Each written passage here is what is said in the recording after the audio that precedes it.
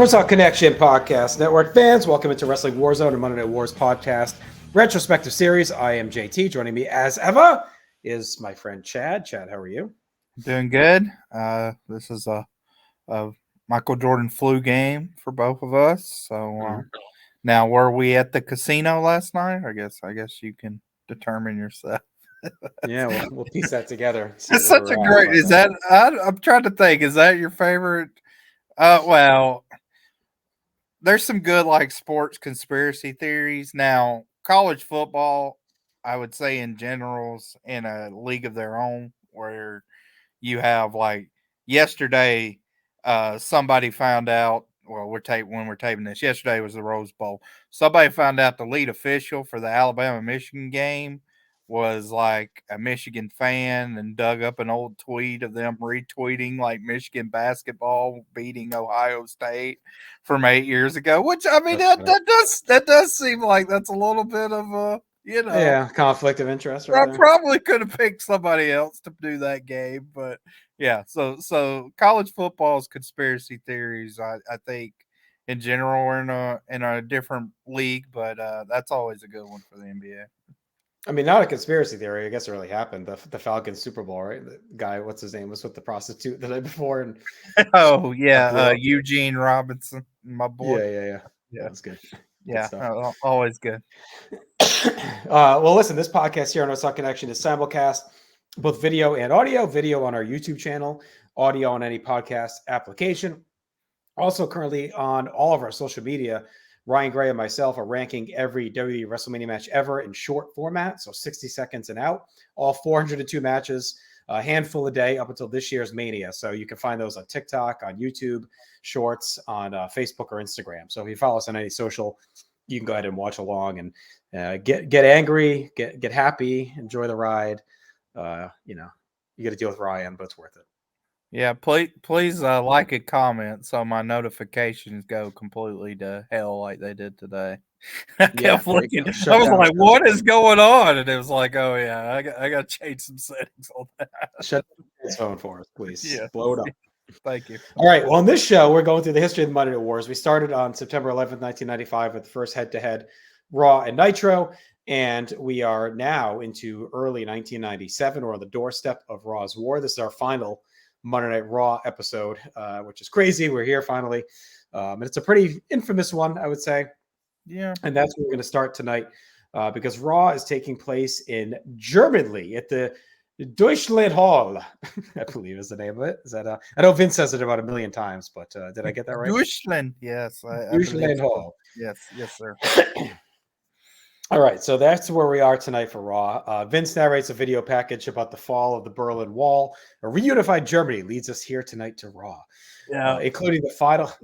That's what it's all about. A little bit of a stretch there. That the uniting of Germany. You don't think that's why East Germany finally rebelled and tore? Yeah, I don't think that was the main point of contention. That maybe 8 years later they could. I mean, they were big into athletics. You don't think they just want to see some pro wrestling?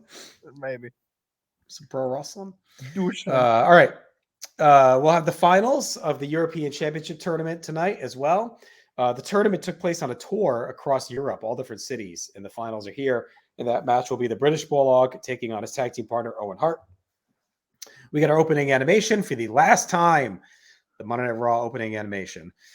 Vince McMahon then excitedly welcomes into the Deutschland Hall, and we head right into the arena where the Honky Tonk Man is coming down the aisle to join Vince and JR. Honky struts around the ring. He runs down the card. We have 3 big title matches ahead.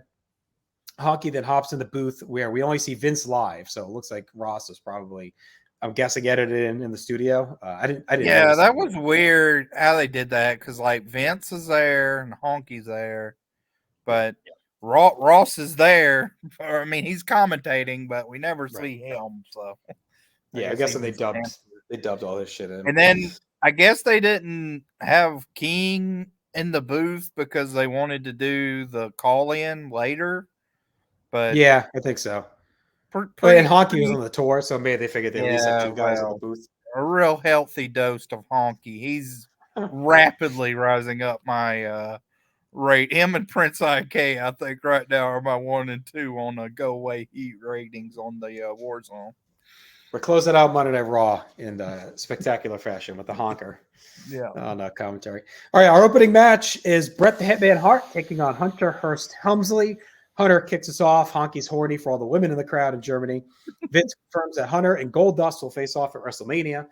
Bret cuts a quick promo backstage, says he hopes Austin is watching at home so he can see what's coming. A big pot for Bret in Germany, as always. Hits the ring. Ross talks about Bret not getting a lot of respect these days due to Austin. We get going. Hunter attacks the bell. Bret comes right back, controls Hunter on the mat. We get a clip of Austin arriving in the WWF studios. He's in the snow. We'll hear from him later. Hunter uses the hair and then stalls to booze as Ross says Bret is obsessed with the world title. Bret goes back to a side headlock, gets some chain work in. He continues to keep Hunter rocking and off balance as Honky's still digging the chicks. He says Bret used an illegal headbutt, and he always gets away with things he shouldn't because of how sneaky he is. Hunter lands a knee to the gut. He gets to work. During a break, we get a Slammies ad, March 21st on USA at 11 p.m. We come back. Hunter's working over Bret. Ross says we'll hear from Jerry Lawler and Paulie Dangerously tonight on the phone. Vince says ECW has caused quite a stir at the WWF. Hunter starts to target the arm with an armbar takedown. Wears it down. JR hypes the Terminator, which airs Friday at 8 p.m. on USA. Bret then rallies, gets a superplex, cuts through his closing offense. Vince talks about the turmoil around the WWF title, as well as Hunter's Amazonian pal that has attacked Marlena as of late. Bret counters a pedigree into a slingshot, tries a sharpshooter. Hunter goes to the eyes. Hunter ends up with the tree of woe. Bret stomps away and knocks the ref down and draws the lame disqualification. That bionic type woman, as she's referred to, gets in the ring and stands down Bret. Hunter then celebrates in the aisle and shoves off the refs and walks away with the woman behind him. I mean, this is a fine TV match. Hunter, as usual, got barely any offense in. It was all Bret outside of pouring it out outside of the brick and heat segment that happened during the break. Bret in Germany is always red hot, so it was good to get him on TV and get a win. But we don't. We get the lame DQ instead. So, Bret's losing his focus heading to Mania. The Amazon continues to keep that going, seems to make the alliance more official with Hunter. Seeing more and more non-squash matches and big bouts on Raw as well, by the way, these days as we are changing in 2 hours, etc. So 2.5 on this. It was fine. Could have been better. Yeah. The way this card's structured, it's almost like a house show. Yeah. It kind of reminds me of the Sky Dome Raw in that way. That feels like a house show that they just happened to broadcast for Raw. The promotion of Terminator as a like special event movie, that's so funny. Like in retrospect now, when you have like, I can probably flip over to TNT tonight and Infinity War or some, Right. like huge movies on, but they were like promoting this movie that at this point was over a decade old. It was going to be on USA. As for the match itself, I went 2.25. I think like, Bret's certainly a contender for like Wrestler of the Year worldwide in 1997. I'm interested to track. I think this may be his worst performance of the year. I want to see. I'd be surprised.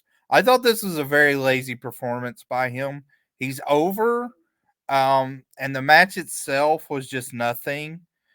Hunter, I thought Hunter's a little bit been in the wilderness where like he's had this, the long-standing feud with Mero that we talked about. Now he's in this feud with Goldust, but the feud itself is more about Marlena and China than Hunter and Goldust. So he's in the, on the back burner of that feud. So he's a little lost right now. But I thought just in the confines of this match, when we came back from break and he was working over Bret's arm, he was doing some decent like arm work that could have led somewhere. And Bret just like completely no sold any of that and went right through his repertoire of, the 5 moves of doom or whatever that led up to the DQ. My favorite portion of this match is the finish where China, who's still not named, gets in the ring, stares down Bret. I thought on commentary they were handling her better now, where they're calling her the bionic Amazon or whatever, but at least it's like woman or whatever. It's not like, is she a woman? You don't have Lawler like basically losing his mind over it. They just say like this is a powerful figure that's not backing down from somebody like Bret Hart, and I thought that was impressive. I thought this also did good solidifying that, you know, like she is with Hunter. Before, like any of her appearances has been kind of, well, is she just against Marlena, you know, or and kind of Hunter's the beneficiary, or is this going to be like a, you know, a duo going forward, and this you know, put that to rest that they are going to be together going forward. So that was good, but yeah, the match overall, you know, I think it's shocking, but I thought Hunter outworked Brett. You know, I mean, it wasn't. This to me symbolized what was the problem with Raw pretty much over the course of our podcast, where you have this match on paper that, you know, can be a good match. Like this could have been a good match if the effort would have been there, and I just don't think the effort was there.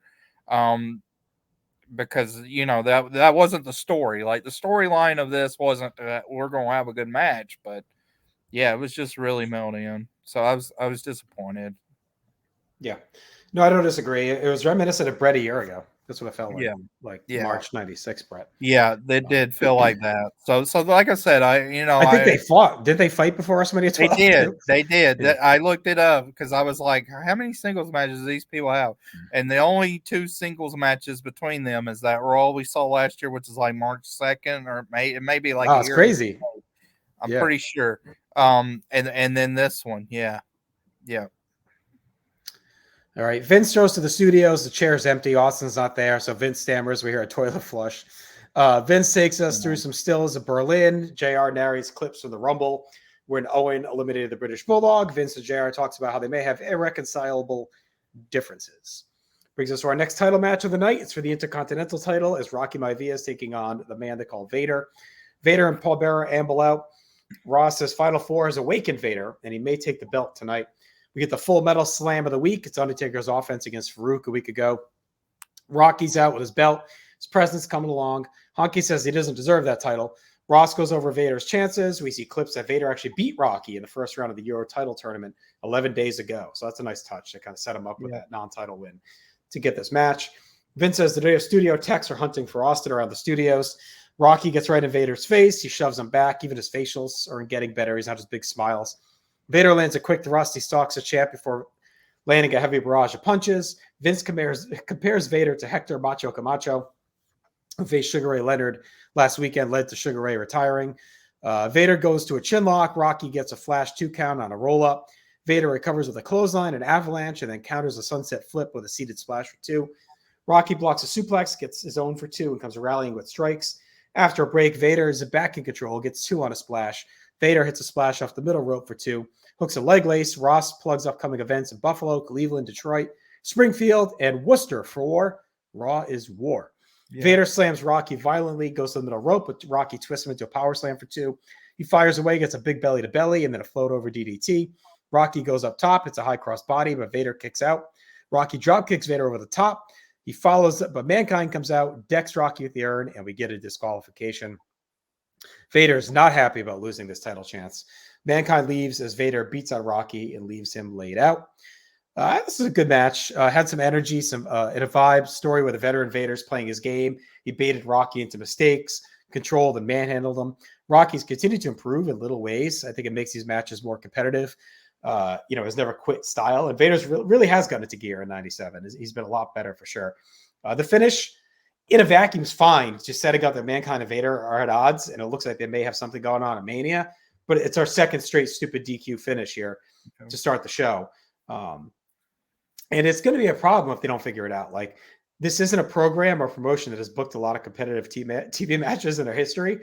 And suddenly they have to. So they have to start making decisions on pins. Like, they can't keep relying on DQs and countouts to get them through if this is going to be the new format, because it's been mainly squash shitty with a marquee match for forever. So Rocky gets protected a bit, which is fine. But either way, he's fine. So I went 3 stars. I like the match. I like the story. Vader's been great.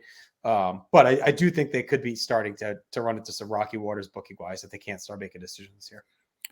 Yeah, that's That's a good point to talk about, because even if you think about WCW with Nitro, I mean, NWA, 605, like they've had patches where they had competitive matches and did that. And I mean, WWF, it was very limited up till Raw. I mean, it was pretty much like Saturday night main event, and every once in a while you'd get a little nugget of something on a Superstars or Challenge, but usually, usually not. They saved it for the house shows. And then even in Raw, as we talked about, they've had a few sprinkling marquee matches here and there, but I mean, this show is booked with 4 matches out of 5. Like this TV program has 4 matches out of 5 with big stars in it, and definitely people you want to push, and that's a good thing. But yeah, you do have to book it to where this was two matches in a row that felt very samey with the booking, and it did feel like a house show. I think that played into why I thought that essentially this is a house show dressed up as Raw. As the match itself, I think this is direct opposite from the opener, where I think this is way overachieved, actually, my expectations. Like Vader in '97 has been, I wouldn't say sneaky good, but he's also someone I'm wanting to track, because '96 he showed very brief like glimpses of this, but between his Final Four performance and something like this, where he's starting to pad his resume now with good TV matches, Yeah. I thought he led Rocky along really good here.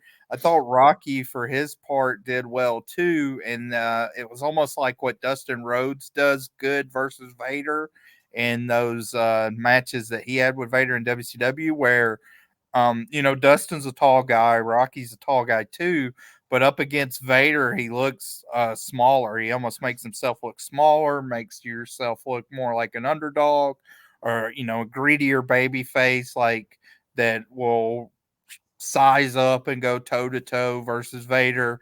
And then the hope spots are like aerial oriented, where he does his crossbody and stuff like that.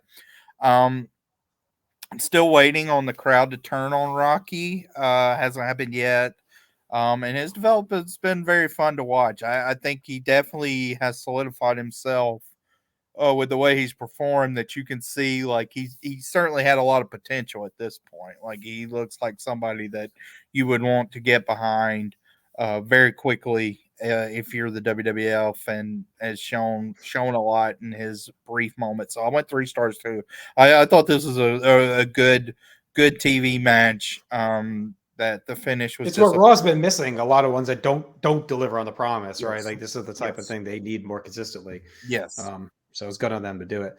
And yeah, it's definitely promising for Rocky. I think you think back when you hear like historically about the early days of Rocky Maivia, it's always made out to be like he was a lost bomb for like the first 6 months, his whole until he leaves and comes back, right? But I think honestly, outside of that first month, he's been fine. The perception I always got, and well, like just thinking back, it was more like he was force fed this Intercontinental title, and the fans didn't really want it, and they rejected him and stuff like that. And I know part of that's coming, but right now we're a month after he won the belt, and it hasn't happened yet. Like once he's came back from the Survivor Series match and his little brief December run, like he's been good, and it doesn't necessarily feel very fluky that he won the Intercontinental title either. No. Like I don't feel like he's like I mean, even by this point, like the lineage of the Intercontinental title to me doesn't stick out. So it's good. No, I think the only thing you could say is he's just very saccharine. Like he's a very basic, like goody baby face. Yeah. And we're rapidly approaching an era where that's not going to be as accepted. So, but in ring, he's been fine. All right, we get clips of the war over the last couple of weeks between the ECW and the WWF. And then we go right back to the ring. Yes, Flash Funk is here to take on the Sultan. Sultan rocks to the ring solo this week, moving very slowly. King calls in and cracks jokes at Vince, calls out Vince for wasting more of Raw's time, showing the ECW highlights. It says last week is a low point in Raw history, and other WWF stars are upset just like he is. King says next week in Worcester that Paul Lee may show up, and he has a personal invitation. Raw will be war and will be no joke. Flash Funk is out. There's no Funkettes. Vince says King has a passport issue. That's why he stayed behind. During a break, we get a quick Raw's War plug for next week without much detail. During the break, Sultan had attacked. Funk is rallying. He dips Sultan outside, meets him with a springboard dive. Honky's horny for the ladies again. Back inside, Sultan works the arm. Ross says Funk lost to Owen in round 1 of the European tournament. Sultan cranks a chinlock. Paul Lee calls in, says this has gone too far. He showed up last week to showcase ECW to plug his pay-per-view, but some has-been from Memphis claims to speak for the whole locker room and challenges them again. And his own employer doesn't think highly enough of him to buy, excuse me, to buy him a ticket to Berlin to co-host his own show.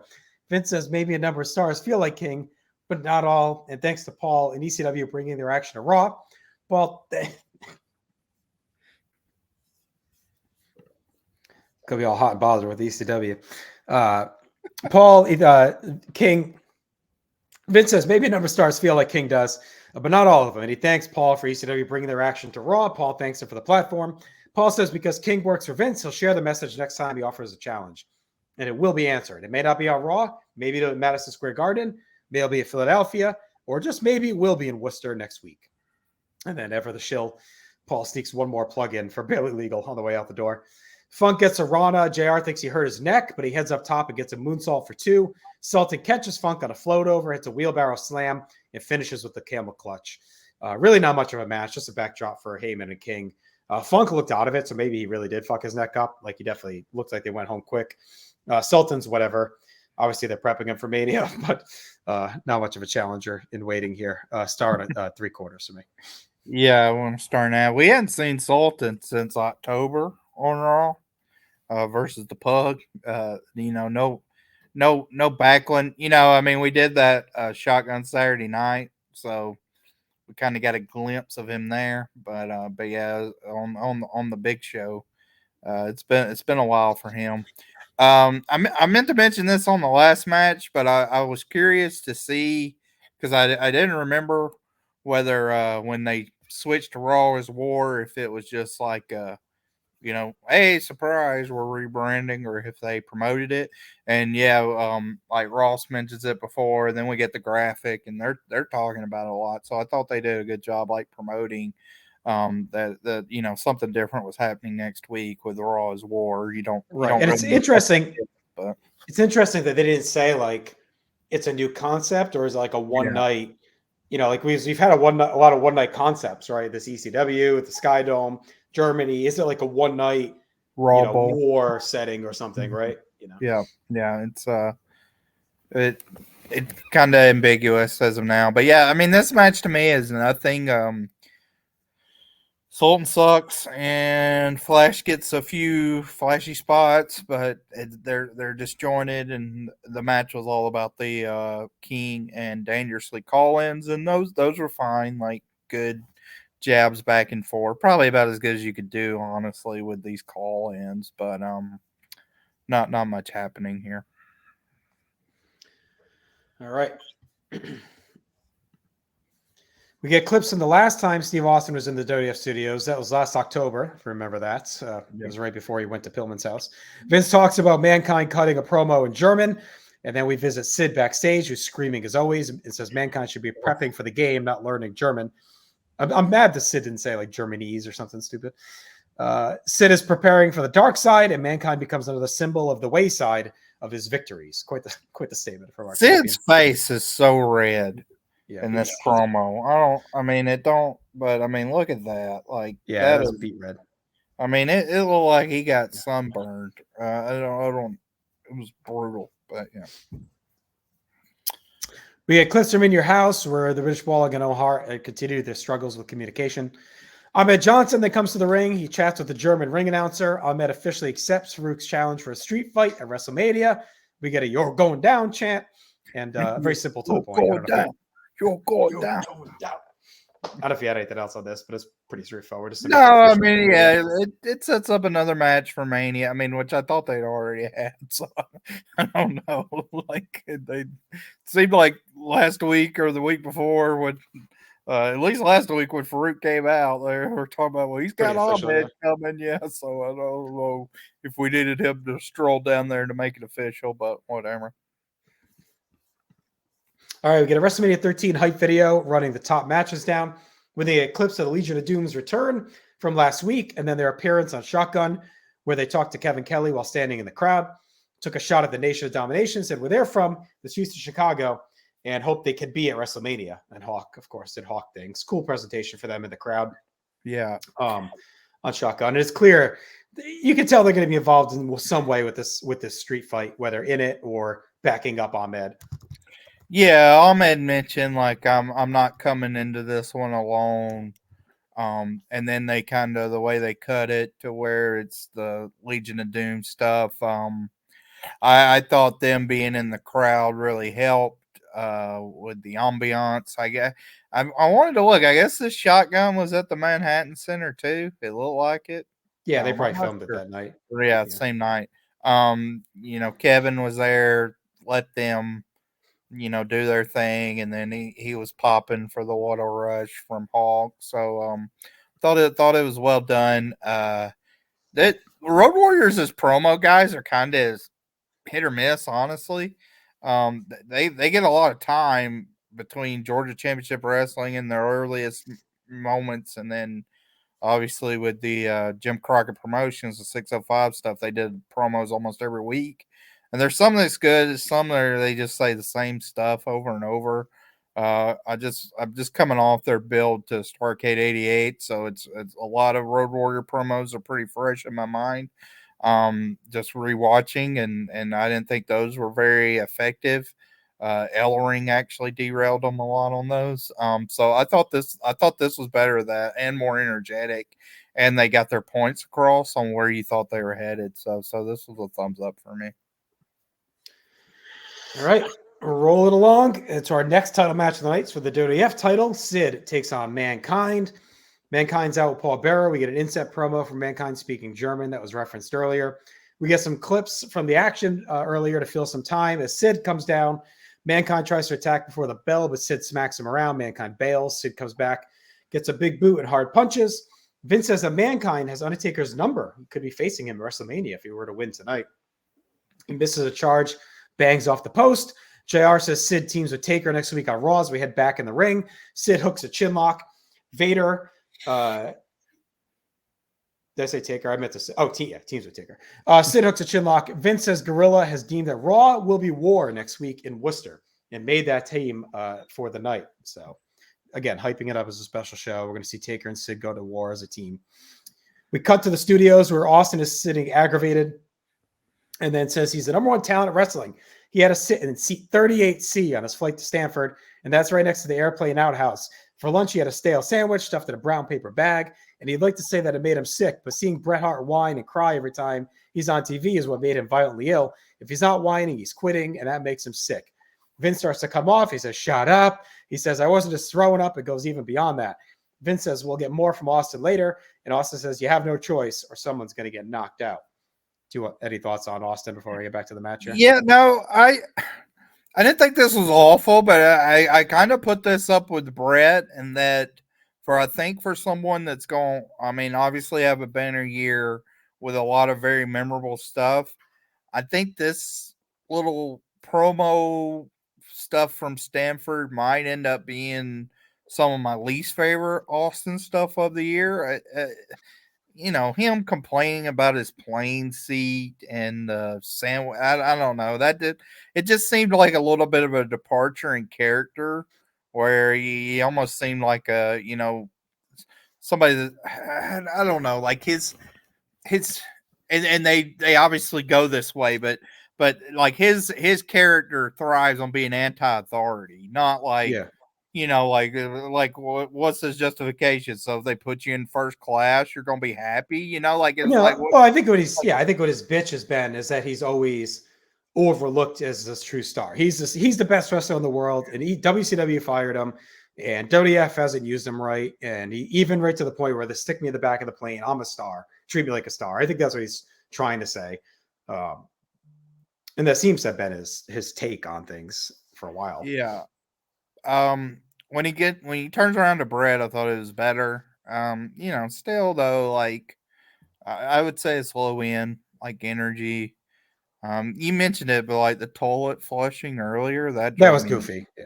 That was fucking stupid. But I mean that's whatever. But yeah, I mean wasn't like I said, it wasn't bad. It wasn't like, oh, this is like a bad interview back segment, but it did kind of strike me that on this show that I'm very positive on most things on this show. And the thing I'm most positive in 1997 WWF is going to be the Austin versus Brett feud, Right. overarching feud. Like that's actually what I think is probably the weak point on this show, which seems odd, but all right. So we go back to the ring. Mankind's been grinding and clawing away at Sid and then hitting a guillotine leg drop. Takes more shots at the throat. Mankind hammers away. Sid clubs the back, kicks him in the head. Sid misses a kick, lands on the ropes, and Mankind takes over. After the break, Sid is rumbling back into control. He shoves Mankind outside and fires up. Sid follows and shoves Mankind into the post by his throat in a nice bump. Sid suplexes Mankind on the floor. Mankind lands a shot and gets back inside, gets a nice leg drop for 2. JR hypes up the superstar line with updates on WrestleMania, Ken Shamrock, and Sable. Vince says Shamrock will be at Raw next week. Mankind hooks the mandible claw. He drives Sid to the mat for 2. Sid is trapped, but he fires out by yanking the hand out of his mouth. Mankind lands a kick and a double arm DDT for 2. Hooks a sleeper, but Sid hoists up Mankind, falls backwards on him. Sid hammers away, grabs Paul Bearer on the apron.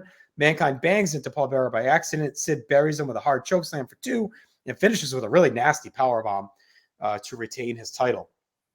I was very happy that they did a clean finish because I was expecting another like Vader run in or something stupid.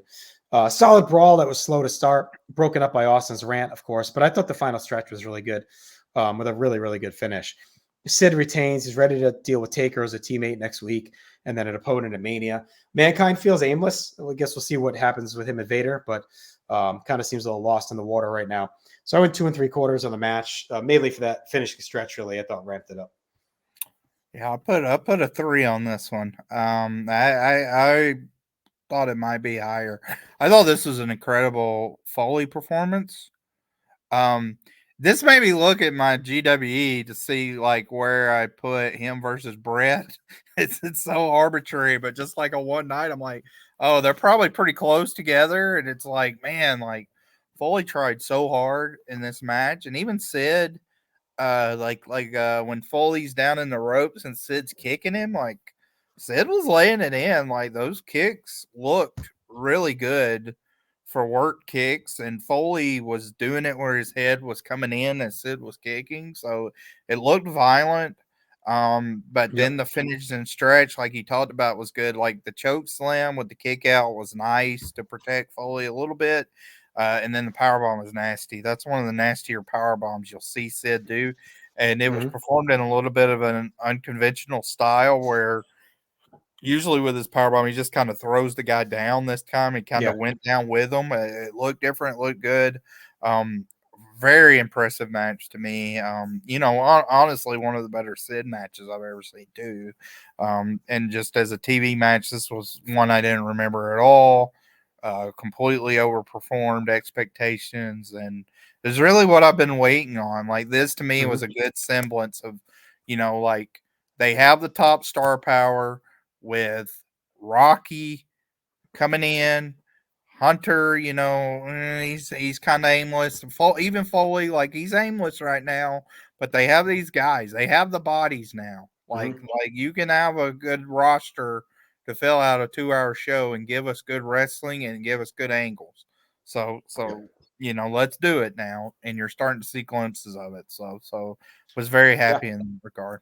I mean, even the Brett match that we kind of dogged was still 2.5. I mean, like we really haven't had besides Funk and Sultan, and that at least had storyline progression as part of it. Yeah, you can have one of those. Yeah. I think. I mean, we'll get to my final grade, but the Brett Hemsley match for me was like the pivot point on whether I just like basically say this is a great Raw just based on in ring, or Right. you know, good to very good one. Yeah, I would say it's probably great in ring from here back. like we haven't had many, you know, it definitely since our show started. Yep.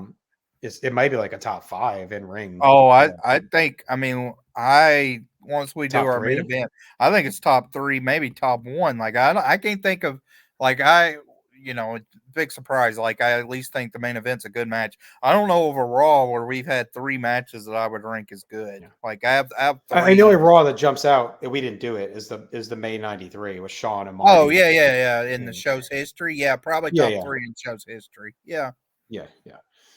Brett Kidd, the one Brett Kidd, maybe, you know. Yeah, like, Brett I don't know what else is Kidd, on that but show. yeah, I don't know what else is on that one. Right, there's probably junk, there's probably squashes. So yeah, yeah. I mean, it's definitely a change. It's a positive change. All right, we get clips from Shotgun from 2 weeks ago where Bulldog and Owen yet again had issues. While Bulldog had a match with Crush, Bulldog lost, and that led him to bitching out Clarence Mason for not picking a side, and then asking Owen whose side he was on. Owen tried to calm him down, and Bulldog officially fired Clarence Mason. WrestleMania 13 will be presented by PlayStation in 3 weeks. Go back to the studio. I had to look up what was on this Bret Hart versus Kid Raw. Crush versus Matt Hardy. Razor Ramon versus Barry Horowitz in a 3 minutes, and then IRS versus Ray Hudson. So I'm gonna go out on a limb and say one great match on that show, and then I mean, I have my little database. I've graded every match on Raw now at this point from 93 to where we are, so I can scan through quick and see if there's anything that pops. But when you look at the match on a per match basis, this is probably number 1. Yeah, I think so. I don't know what else is on the show. There's been other great matches, right? But to have kind of supporting acts, I don't know. Because Sean Marty has Kid Razor. I don't know what else is on that one. Yeah. That's I would say that's the contender. Right. All right. Austin's in the studio still. Vince brings up Final 4 in his actions to attempt to prevent Bret Hart from winning the title. And he's been a thorn in his side and costing him the belt the next night on Raw. Austin's just glaring at Vince, annoyed. And Vince goes, "What is it with you?" Austin says his only remorse is that he didn't hit him even harder with the chair. All Bret does is whine about being screwed, but he's been screwed for 7 years and no one's ever cared. When Shawn Michaels hurts his knee, they make him a video. When Michaels gets sick with the flu, they tell the whole world. The Final 4, Austin was sick as a dog and had a blown out knee, and asked how many one-legged people could go out there and do what he did. None. And I'm not making fun of no one-legged people. I'm just making a point. He believes he is the WWF champion. No one can tell him different. A submission match is a bunch of bull. Bret Hart may be a technician with a sharpshooter, and Austin only knows a couple submission moves, but it doesn't matter because he'll beat the hell out of him. He saw Ken Shamrock on TV say Bret Hart's a better technician, but Austin has no quit, and Ken hit the nail right on the head. He has no quit, and I'll never say I quit. I'll never say I submit, or that he had too much. No one in wrestling can make him quit, and that's the bottom line. Vince says, "Why are you so bitter?" And Austin closes with a pretty infamous line: "You treat me like a dog and you expect me to smile. You remind me of a jackass." I thought this part of this stuff I thought was really good. The only piece that's a little like funny is how Austin has retconned himself into being like a brawler and a fighter, and not like an in-ring technician, because we're less than a year ago, he was the ringmaster, like an in-ring, master, right? He was Ted DiBiase's champion. He was, the specialist in moves, did the $1 Million Dream. And now he's like, I don't know many moves. I just come out here and fight. So it's interesting the approach they've taken there, but it's fine. I mean, it's what he's going to be anyway. So whatever. Anyway, I like this one. Yeah, I thought this one was the better of the stuff with Austin. Get a little glimpse of him versus Vince. Like they I guess I knew they had more interaction just from Vince being the announcer and whatnot, but it is funny like seeing their stuff even like leading up to the MSG Raw or whatever when he gives the stunner. Like there's a lot of little like jabs back and forth, so it's interesting to see it play out. Yeah, there's history to them by the time they get there. Like Vince has already been watching this guy run amok and be a curmudgeon on a show, and all of a sudden just sees Vince as the man that's, you know, part of the machine holding him down. So all this time, it's like it comes out of nowhere. Right. All right, time for our main event. It is the finals of the European Championship Tournament. British Bulldog takes on Owen Hart. Earl Hebner is the referee, holds up the brand new title. Owen hits the ring. He's focused. Ross says Bulldog and Owen have had no tag matches or spent time together all tour, but maintain they're okay. But he thinks tonight is going to tear them apart. Bulldog stomps to the ring. He's smiling. Vince says this isn't team over 40. This is 2 stars in their prime, and this will be a classic. JR says this is the first new WWF Championship in over 20 years, Chad. What would be the last new one? I guess because the women's title was brought back. I was going to ask when the woman's title, like, where do they? I think it's like the 50s or whatever the fuck Moolah had it. Okay. Because when they bring it back in 94, it's the same lineage. I think it's the junior heavyweight, maybe in the 80s or whatever that they had is what they reference here. Because when was the IC? That was like the 79, 77 or something. So maybe that's what they meant. Yeah. Maybe they talk about the IC then. Anyway, so he runs down the path to the finals. Owen Hart beat his brother Brett in the semis to get here. We started some feeling out. Honky says we don't just go up and down I-75. We go all over the world for good matches. So they go in heavy here. WCW late in the night. We get right into the balance flurry with quick counters and strikes. Vince talks about how familiar they are with each other. We get going again with a test of strength into a Bulldog snap powerbomb. Shoots Owen to the floor. Bulldog opens the ropes as Owen comes back. We get more counters and transitions. Bulldog gets a big back body drop. We go to break. When we return, Bulldog is working the arm. Vince says this isn't classic sports. It's 2 young athletes. Owen slips out of a suplex, but Bulldog dodges an enziguri, goes to a surfboard. Vince hypes up Raw's War. Bulldog cranks an armbar, keeps Owen off balance. Owen ducks a charge, dumps Bulldog over the top to the floor. Owen opens the ropes now. Bulldog is hesitant, but he gets in cleanly. Bulldog goes back to a headlock as Vince reminds us that Ken Shamrock will be on the show next week. Honky makes another over 40 joke, and Vince says it's not the senior tour. Owen fakes a knee injury, takes over with stomps to booze. Bulldog blocks a sharpshooter. He shoves Owen and grabs the headlock again, but Owen gets a spinning heel kick. Owen starts to work the back and cuts off a couple of comeback attempts. Honky does a Stu Hart impression as Owen stomps away. It goes to a chin lock. We get a Karate Fighters rewind, which was the end of the Bret Hart Hunter S. Helmsley match earlier tonight. We then come back. Owen gets a tight belly-to-belly for 2. Bulldog starts to rally, but runs into a boot. Owen uses the ropes to get a near fall. Owen snaps a neck breaker. It's a nice middle rope elbow for 2. Goes back to the chin lock. Ross hypes WrestleMania heavily as Owen loads up a superplex, but Bulldog shifts his weight in the air, falls on top for 2. Bulldog gets a flying clothesline, rallies into a barrage and a vertical suplex for 2. Then it's a big press slam. He crotches Owen on the top rope. Owen recovers with a German for 2. Bulldog catches Owen on a float over. However, Owen hooks the ropes and crashes on top for 2. Owen gets a springboard cross body. Bulldog rolls through for 2. Owen pops up with an enziguri, hooks a sharpshooter, but Bulldog crawls to the ropes. Owen gets a tombstone attempt, but Bulldog rolls through and it's a power slam for a near fall. Bulldog argues with the ref. Owen hops on him and goes for a victory roll, but Bulldog reverses and clamps down to get the win to a pop. Pretty much similar finish to SummerSlam 92. Not exactly, but close. Owen shakes Bulldog's hand. They stand tall with their titles and no issues at all. They celebrate together. A great match, but not as great as the lofty reputation it brings with it. It's super strong for Raw, what we were getting at this time for sure. This is held by many as like an all-time classic, 4+ to 5 stars, and I was expecting it. So I was definitely disappointed. Bulldog was super over. Obviously, the chemistry is sterling with these guys.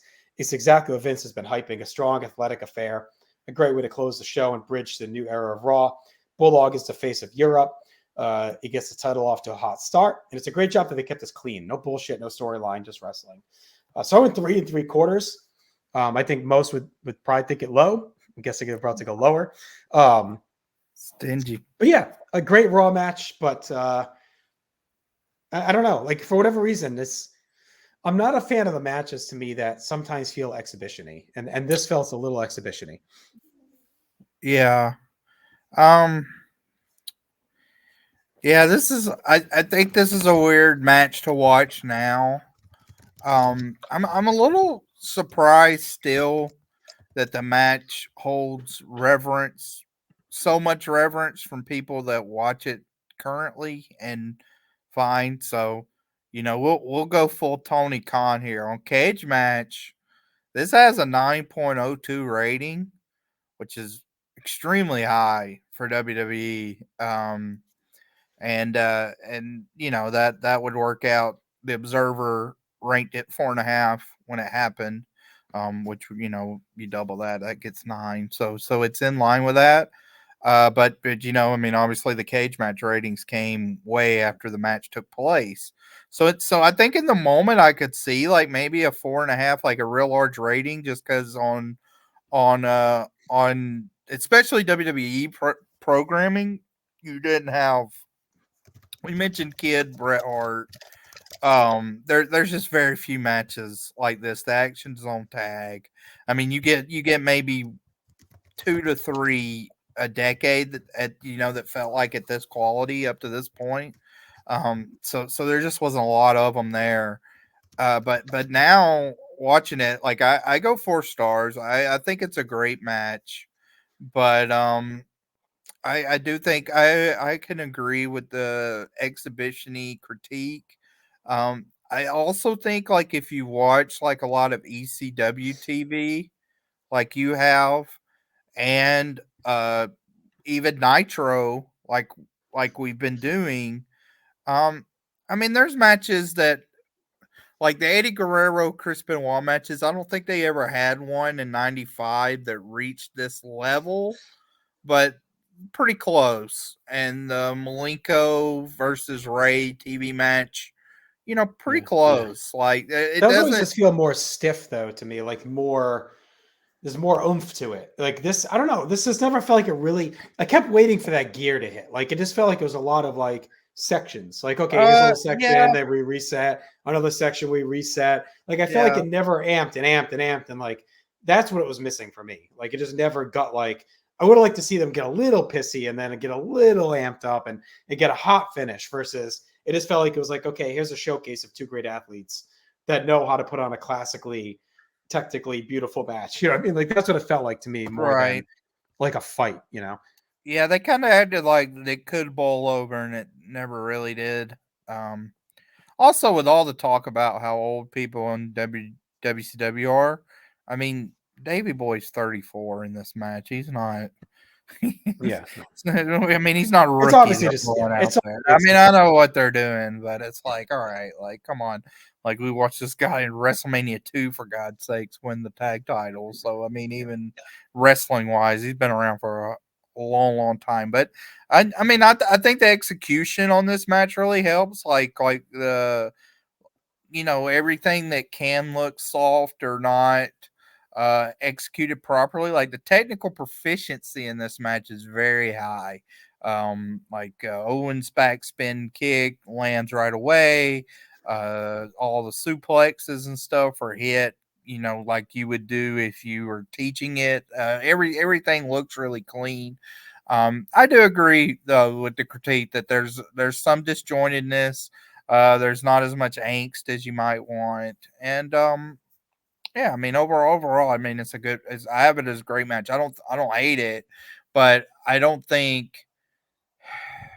I guess going in, I was interested to watch, given the hype, if I would think like this is one of the top 10 matches in Raw history, which I think people would present oh this yeah. as. Like in 2023, people would say this is Yeah. one of the top 10 matches ever. And I certainly don't think that.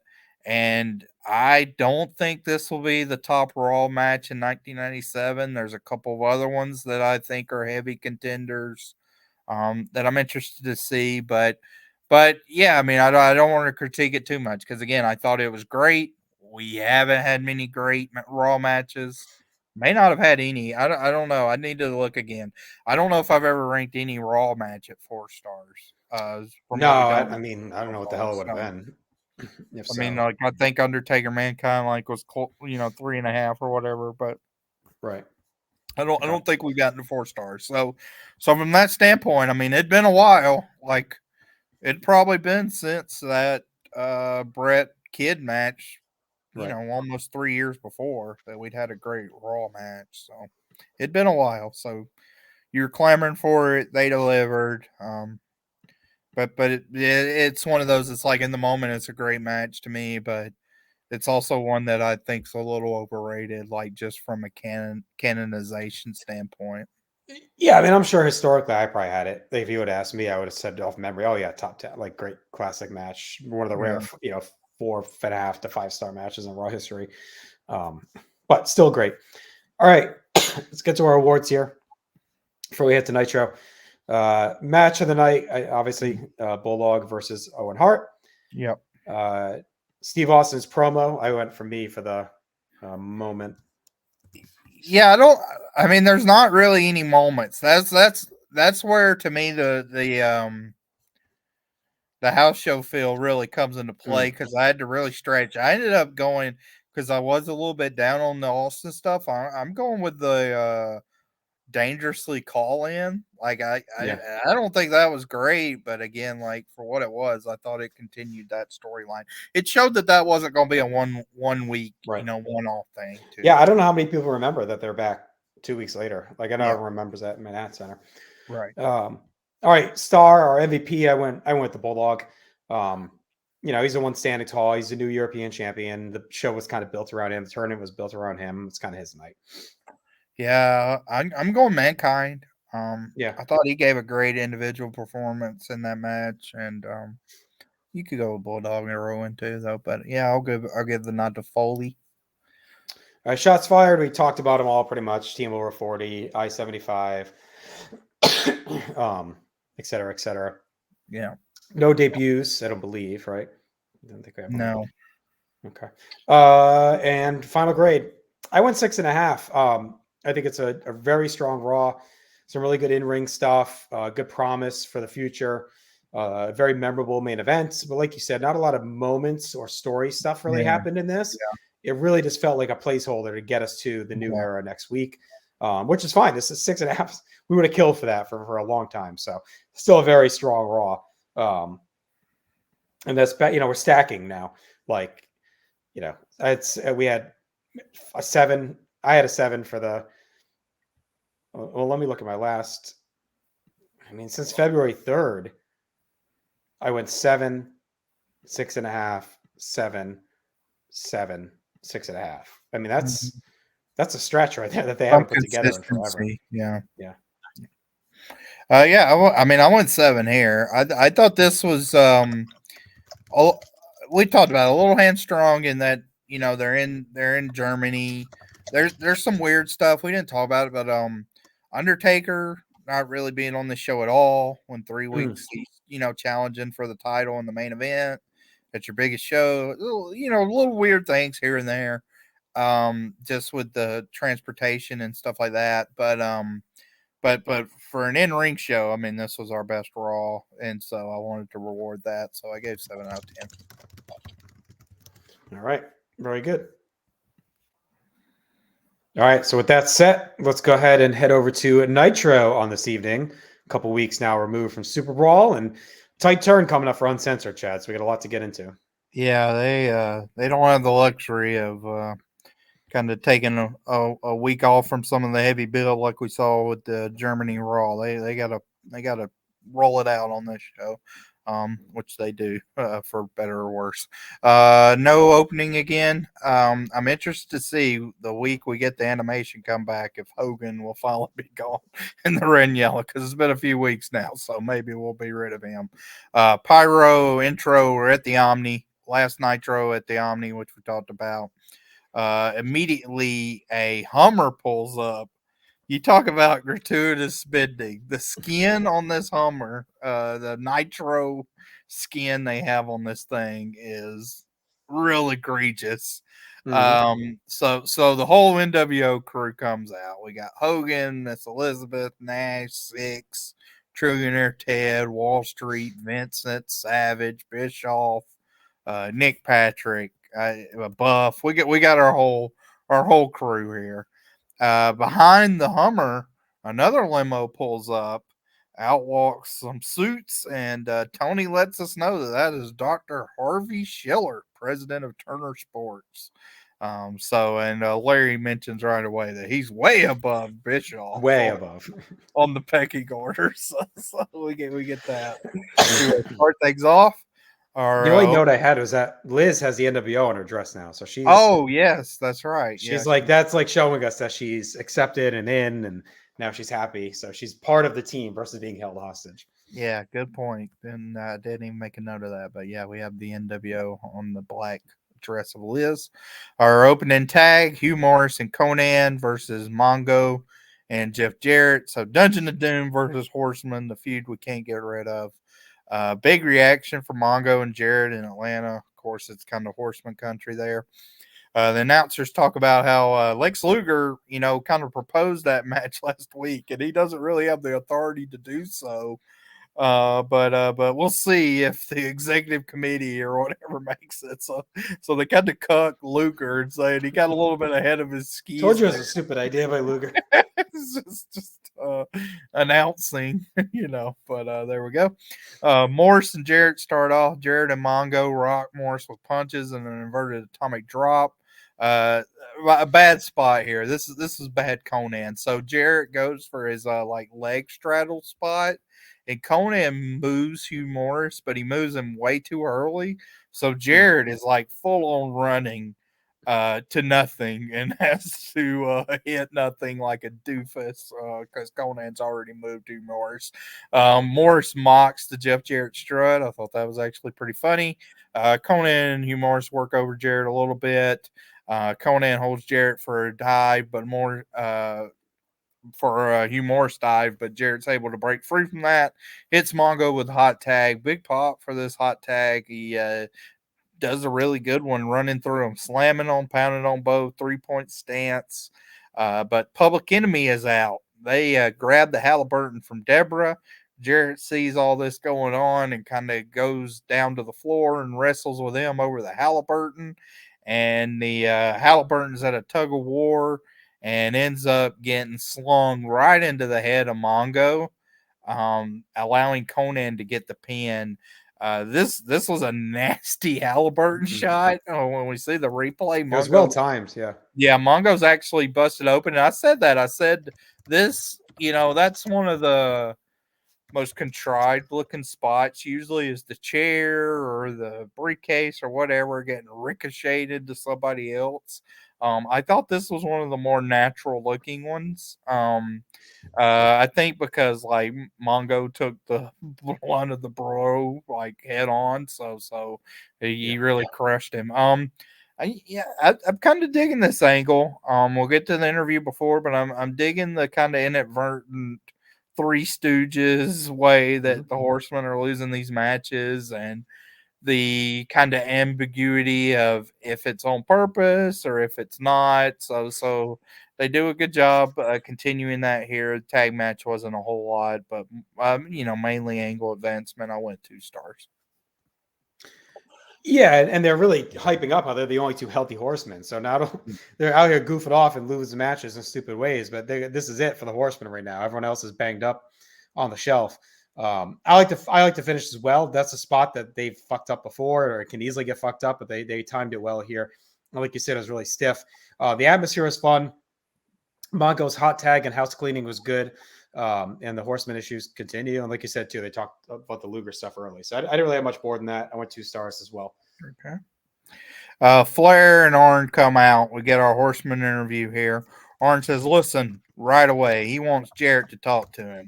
He thought we left this garbage out on the West Coast. He knows Jeff Jarrett, and he's not that clumsy. Jarrett says, don't start instigating. He proved he was a Horseman, and he was just trying to protect Deborah. He kind of goes after Flair, and they goes nose to nose. Jarrett claims again that it was purely an accident. Flair said, you're making the Nature Boy look bad, pal. And the crowd's molted for Flair. And Flair tells him, we gave you a chair, sit in it, and don't keep falling out of it. Mongo's kind of recovered now. He yells, "What is that about?" And then Deborah then gets on the mic, says, "Enough of this," to Big Boo's. So I love this, that the Horseman continues to be baby faces except for Deborah. And when Mongo runs down the local sports team, which he didn't do tonight, so he was even a baby face tonight. But Deborah says, "Enough of this." She got her way with Jared and the Horseman, and tonight was just a mistake. We're all trying too hard, and we need to pull together because at the pay-per-view they have Public Enemy, and she will not be on a losing team. Jared is going to prove the Horsemen are up at the top and are staying there. And so that's that. So it looks like, I mean, Deborah, of all people, kind of rallied the troops here. We also learned that Public Enemy versus the Horsemen is the tag match at the pay-per-view. Stay tuned for that. We'll see if that fires off, but as of now. And then as we head to break, Tony lets us know that Benoit is still in the hospital. So this was a pretty abbreviated Horseman promo, honestly. Like, they got in and out in a couple minutes here. But it was still fine. Like, advancement, everybody got their little spots in. So there you go. Well, we kind of twisted off of Mongo. I mean, off of Benoit and Sullivan, a woman, and now we're really focused on Mongo and Jared again, like as part of the main horseman drama right now. So that's kind of where we are. Right. This was fine again. So at some point, these guys are gonna get their act together though, because like they've been entertaining and it's been okay, but it is constant. It's like, all right, at what point do we just either just break up the band or put it together, because it's every week we're trying to fix the Horsemen. Yeah, it seemed like they were kind of together, and then once Jarrett officially became a Horseman, and threw it in disarray again. Yep. So we come back from break and we get our next match, which is Diamond Dallas Page versus Rick Fuller. I believe this is the first time we've seen Mr. Oh no, we saw him versus Lex Luger a couple of months ago. So we've seen him once before, but not too frequent here. Huge pop for DDP. I thought with the way DDP's been set up, like he's had moments where he's been able to look like a star, like when he outsmarts the outsiders. I thought this kind of squash match itself, an interview segment versus a jobbers, the first time he really kind of looks like a main event star, just him out there on his own. Some talk on commentary about the legacy of the Omni. Fuller, for his part, I thought was game for the squash match. He pounds away. DDP hits a belly to back suplex. We get DDP chants from the crowd, just unprompted. Fuller takes back over with a jawbreaker and then hits a nasty leg drop that actually hit Page right on the bridge of the nose and the forehead. Looks sick.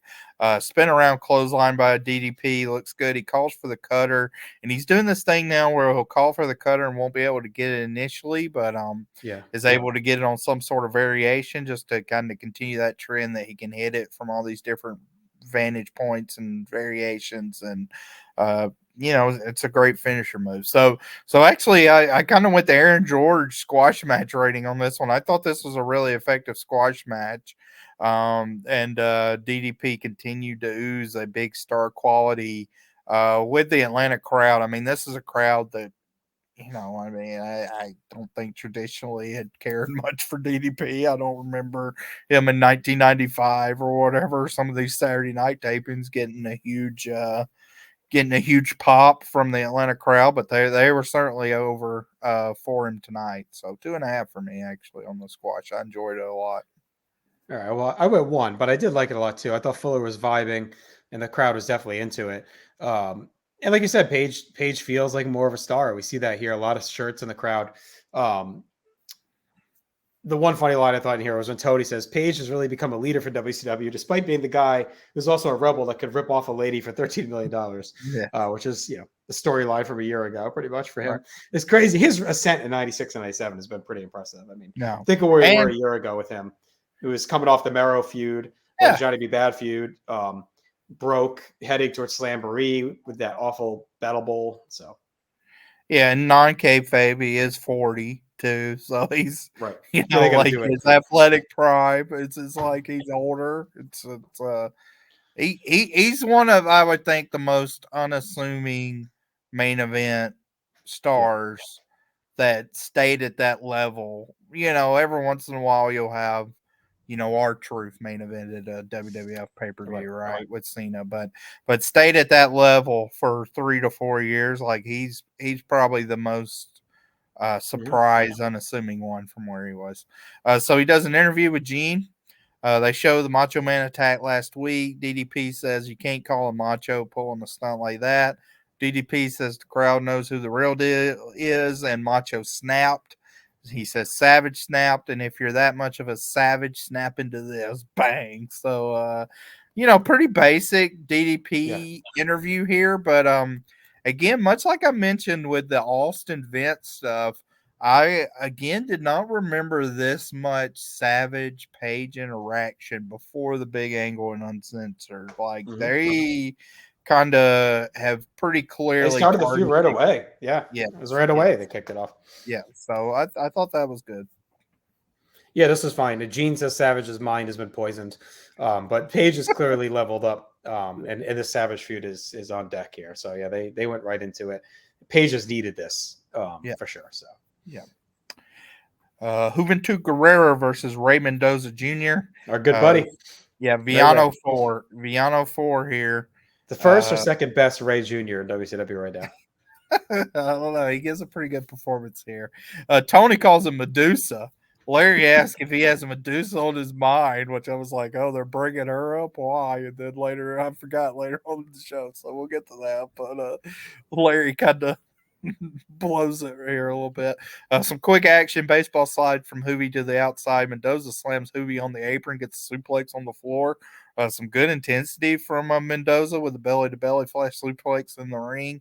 Hoovy takes the match back over, slows it down with a chin lock. Then we get some chops and reversal. Hoovy gets a Rana for 2. Mendoza's back drop to the floor, but they don't call a DQ on that. Hoovy does a suicide dive where he's on one side of the apron, goes through the ropes to the other side of the apron, which looks really cool. Like Sami Zayn, when he was El Generico, used to do that, where he'd do a tornado DDT off of that. It's a really cool spot. Like, I don't think we'd seen that from Hoovy yet, and it looked very innovative. Both are on the apron, and Hoovy runs it into the ring, so we're getting some great variety here on some of the other lucha type moves you usually see. Larry, of course, kind of craps on it. Says, in the old fashioned way, I just grabbed a guy by his hair and threw him back in the ring. So there you go. Both go on the top. Ray gets crotched, and then Hoovy gets the spin kick, and he hits his 450. But Mendoza was like real close to the rope, so it's a scary looking 450. It's not that impactful. I'm surprised it looked as good as it did with how close Mendoza is to the ropes. Kind of, like I said, very scary. I mean, he's right there. Like he probably could have put his foot on the rope for the pin if he'd have tried. Like he's that close to the ropes. But I thought this was a good Hoovy showcase. It seems like Hoovy may be getting a little bit of a push. Like we'd seen him up to this point sort of just be straight enhancement. So I'm interested to see if now Hoovy kind of rises up the ranks of the cruiserweight division. Mendoza's a good base, and he can show some intensity. He's a good worker. So I went 2 3/4 here. Yeah, it was a fun, sloppy little fight. Some stuff didn't connect, but that's what you get with these.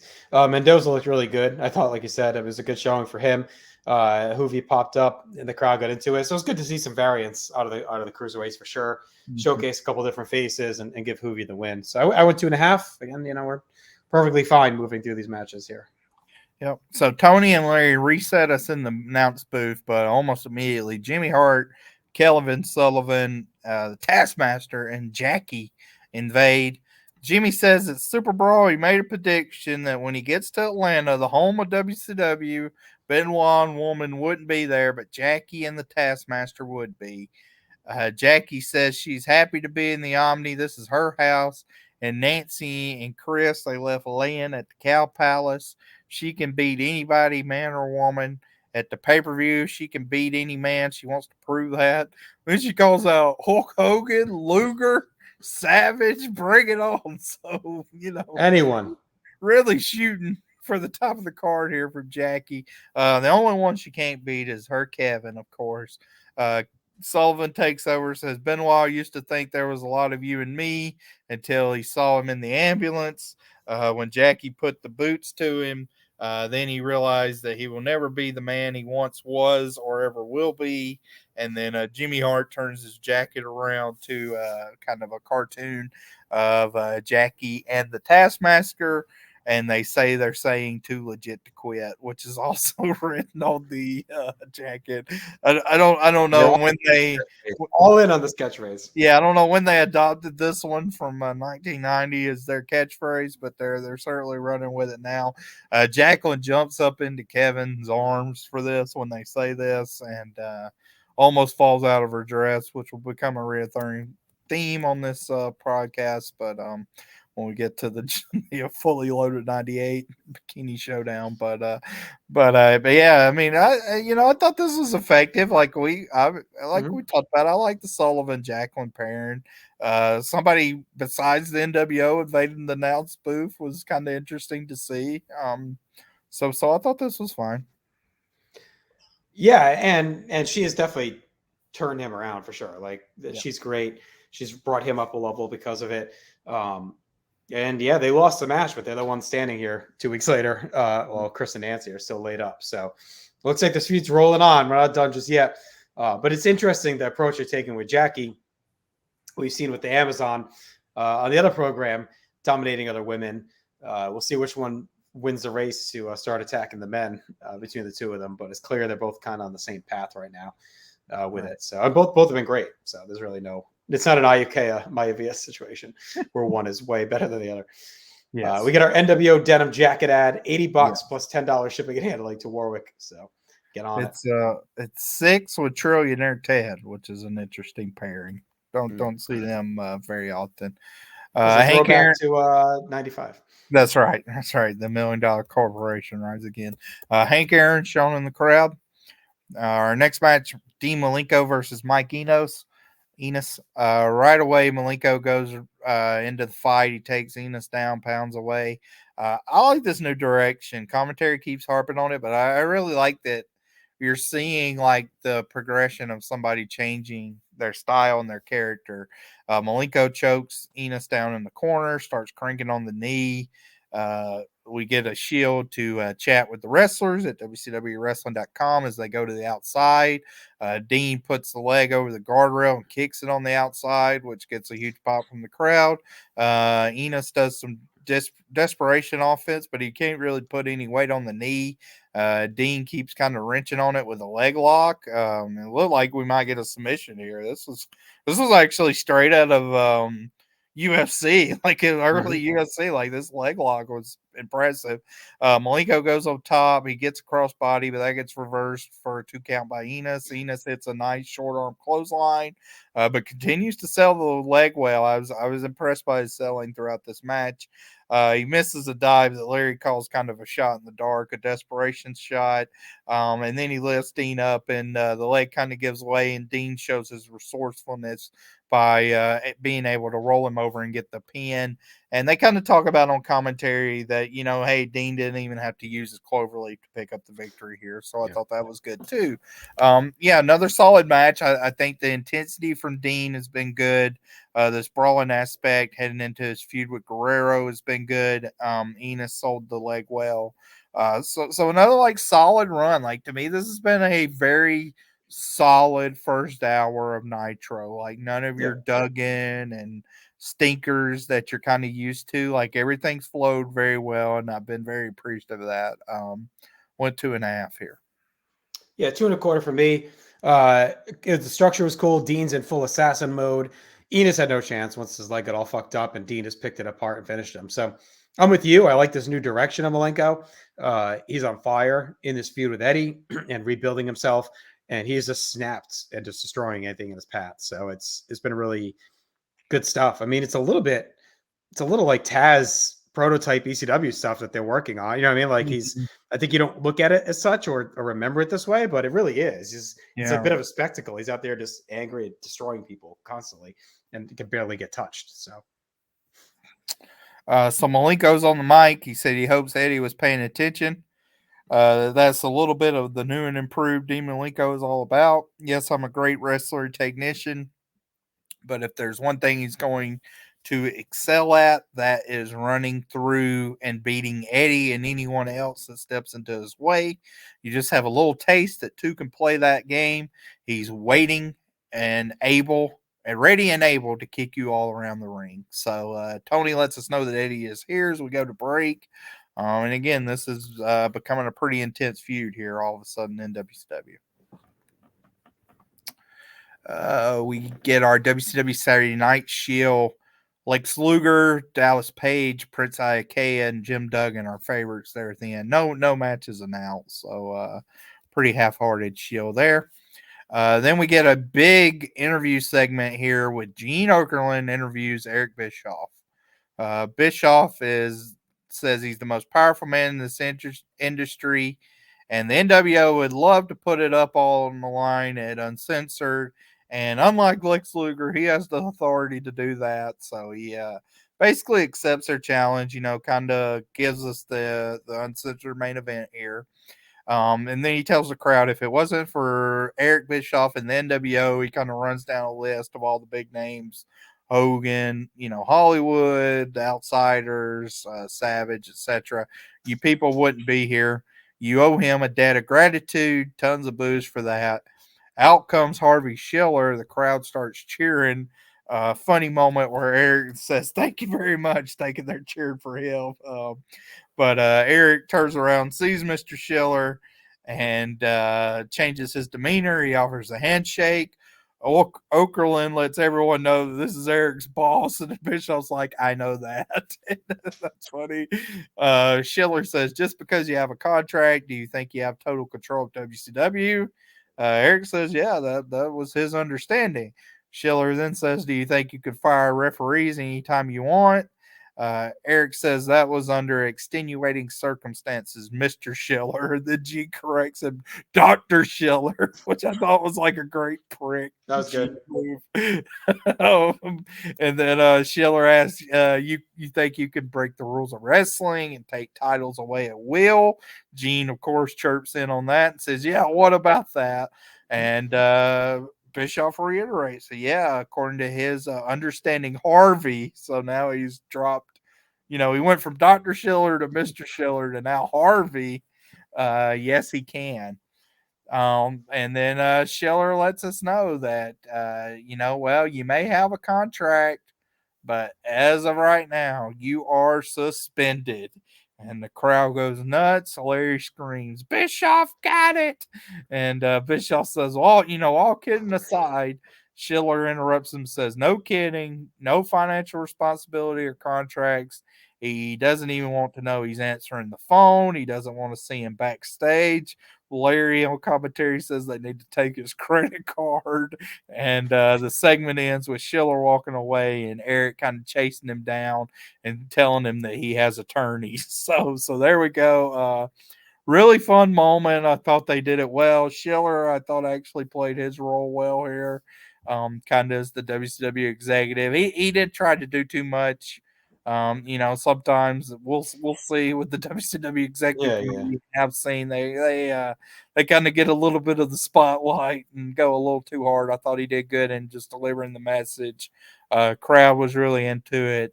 And then Larry on commentary, I thought was funny, kind of rubbing it in and getting his words in too. So I really liked this segment.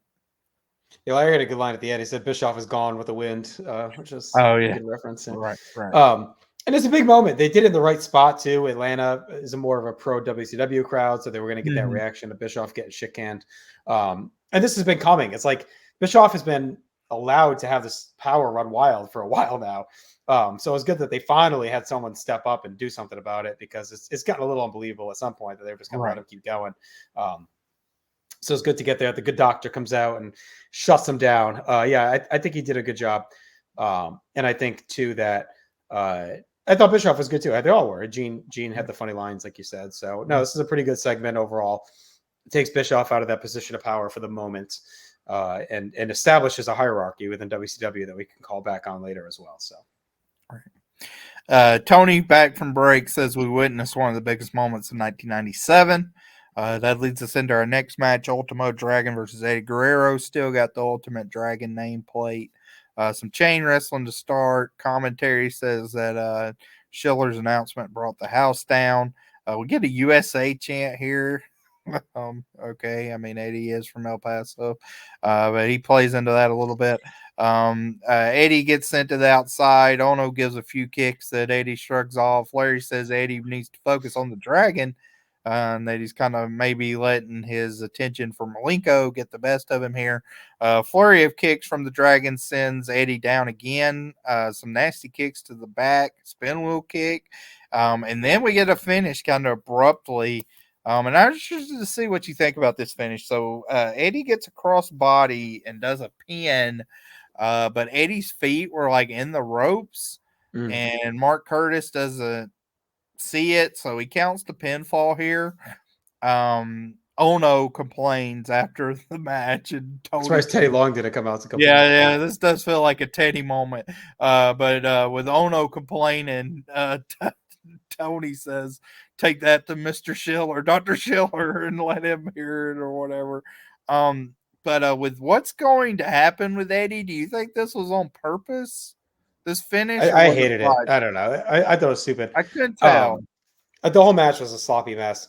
It was disappointing. A dumb finish. We said this a few weeks ago because they used, I don't know if it was Malenko or was it Dragon. I forget who it was they used in a similar situation. Why are we using Ultimo Dragon in these scenarios? They don't need to be using Ultimo Dragon. You have 8,000 of the luchador guys like you could bring in here. Yeah, Raymond. You have low-level jobbers. Yes. You get Duggan, Wall Street, like whoever the fuck you want to use. You got a million guys on Saturday night you could roll in for this. Greg Valentine, roll him out here. I mean, you got a million bodies you could bring out. Why are we using Ultimo Dragon as presented as one of the top aces of the division to be like storyline fodder and look like a fool with this finish? It made no sense to me. I don't get it. So I really hated this whole segment. I didn't think any of it worked. And it's such a quick match. Don't even bother. Just have it be an Eddie promo and get the same thing across. Like we just didn't need it. And if you had to do it, do someone else. Yeah. So I mean, it doesn't either way. Even if they do, I mean, I agree with you that like Ultimo shouldn't have been in the match. If it was purposeful that like Eddie kind of cheats his way to a win here, it still kind of makes Mark Curtis look like a dummy. Because it was very obvious. I went star and a half. It was whatever. Gene does an interview with Eddie. Eddie says, he tried to apologize, but Dean is just sour. His apology's not been accepted. Dean walks out, and Eddie's kind of sick and tired of him being blamed for his attitude. Gene mentions they're, facing each other uncensored. Dean says he's not going to stand back there and allow Eddie to give the people a snow job about how great he is. He knows his true colors. We've been up and down the road, and he had respect for him, but now he's lost it. And they kind of argue as we had to break. So, again, I thought this was fine, and I agree. Like, we probably could have just done this promo and went about our way.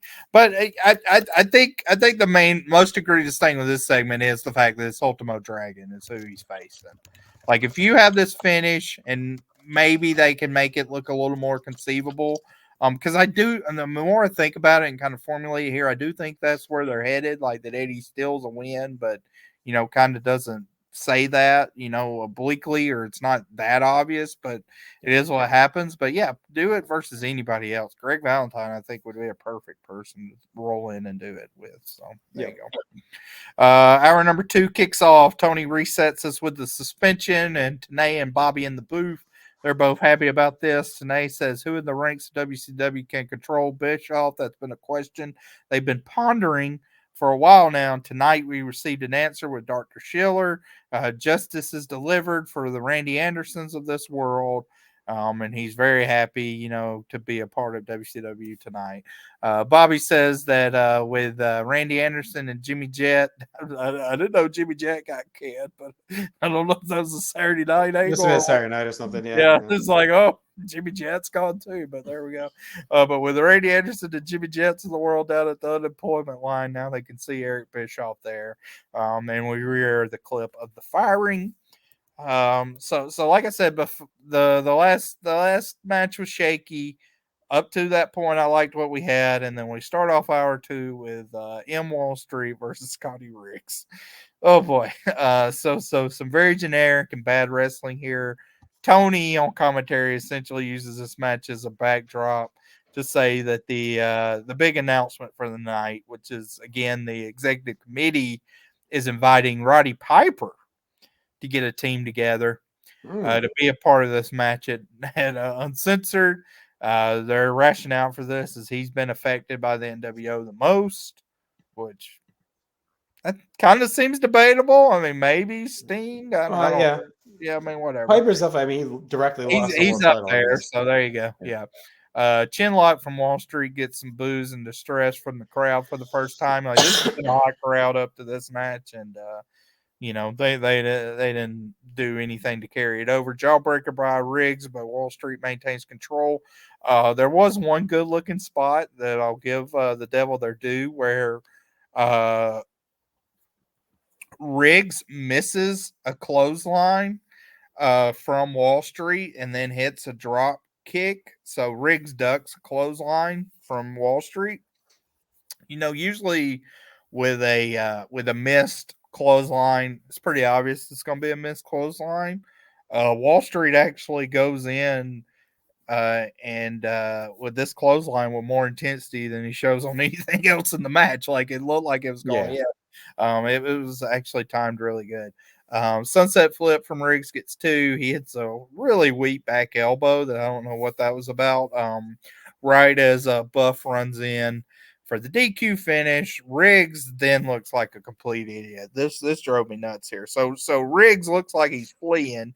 Buff and Wall Street kind of celebrate to the crowd in the ring.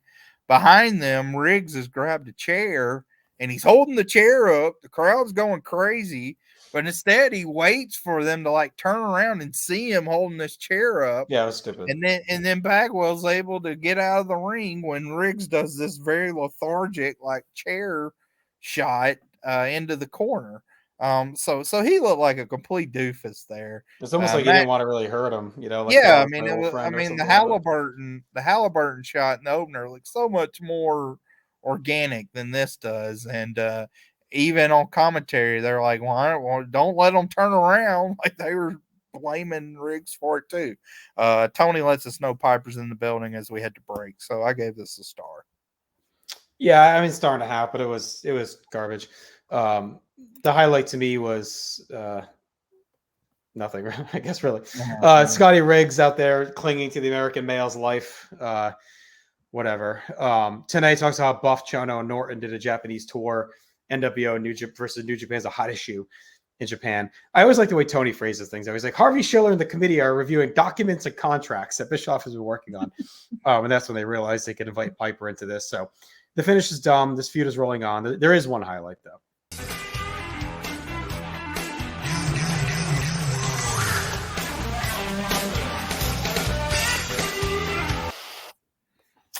The old BT music. Mm-hmm. Come back from break. It's our road report. Lee Marshall in the house. He is at the Club La Vila Nitro party where the buzz is hot for Nitro next week. Lee says there's a petition to say Bobby Heenan cannot wear a thong. It's too much weasel and not enough material. Bobby says Lee works at Club Big Mouth. So there you go. Final hype for the big spring breakout Nitro at Club La Vila. We'll hear that fans from Pensacola, Tallahassee, and Alabama are coming for the big show. So all the hot spots. Club La Vela, as we heard last week. Yeah. Jennifer Smith getting her tickets right away. Now we get to a segment. Oh boy, this is an infamous one. Roddy Piper rollins out. He's wearing his Icon shirt. He does get a big reaction.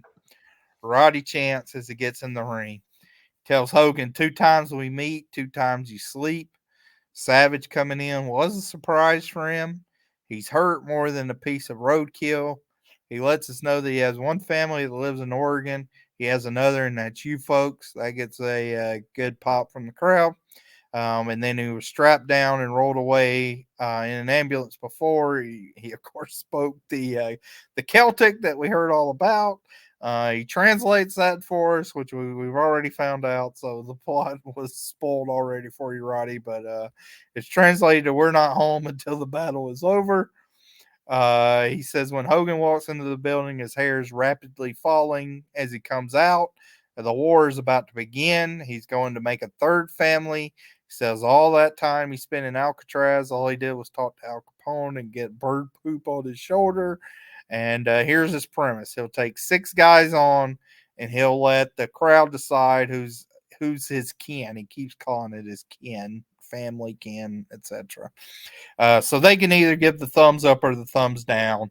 And icon stands for I cower over nothing. He says he may be an idiot for having 6 guys, but here we go. So he calls out the first guy. Generic guy in jeans and no shirt comes out. Announcers say they have no idea who he is, but he's big. Roddy kind of rides him, takes him down, paintbrushes him, pins him down. The guy taps out pretty quickly. So the fans end up giving him a thumbs down. Roddy shakes his hand, and he's out of it. So that's that. Number 2 comes out. This will be. I'd forgotten about this. Our number 2 competitor, you got a note on him? Your infamous, I don't know with your voice, but our number 2 competitor was none other than the future. Did you know? Did you have the note who this was? Is this Horace? This was Luther Reigns. Oh, yeah. Well, that's Horace, right? Oh, next one comes out. Luther Reigns. Oh, no, Horace is horseshoe. No, Luther Reigns is horseshoe. That's what I meant. I meant horseshoe. Oh, okay. Horseshoe. I was going to say horseshoe. Okay. Luther Reigns, Cole. Luther Reigns, Cole. Yes. So Tony says these guys are coming straight out of the woodwork. He slaps Roddy and they brawl a bit, but Roddy's able to lock on the sleeper and put him out. So he gets the thumbs down too. Third guy starts walking out, but as he's about to get in the ring, he gets decked with a guy from boxing gloves. With the boxing gloves gets in the ring. I thought this was Matt Bourne at the beginning. It kind of looks like or Booger from what's it called, Animal House, or whatever. Yeah. So Piper puts those gloves on, and here we go.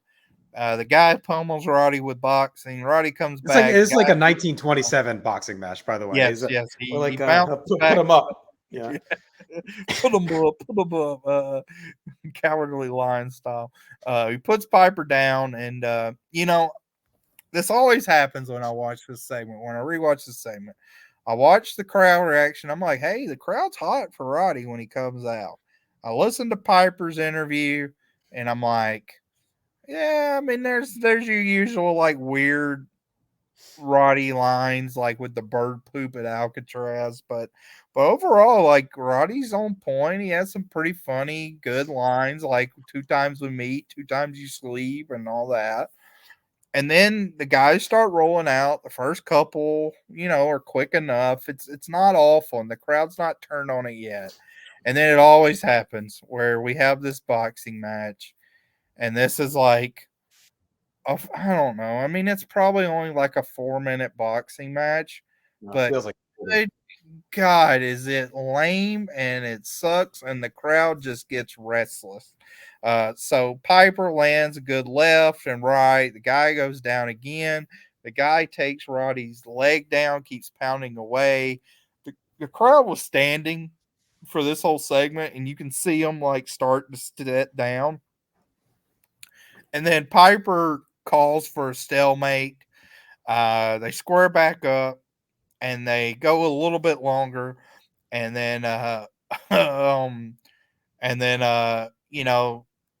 basically Piper shakes his hand. The guy's getting booed. Like, the guy's getting booed, but Piper shakes his hand. Piper pats him on the back.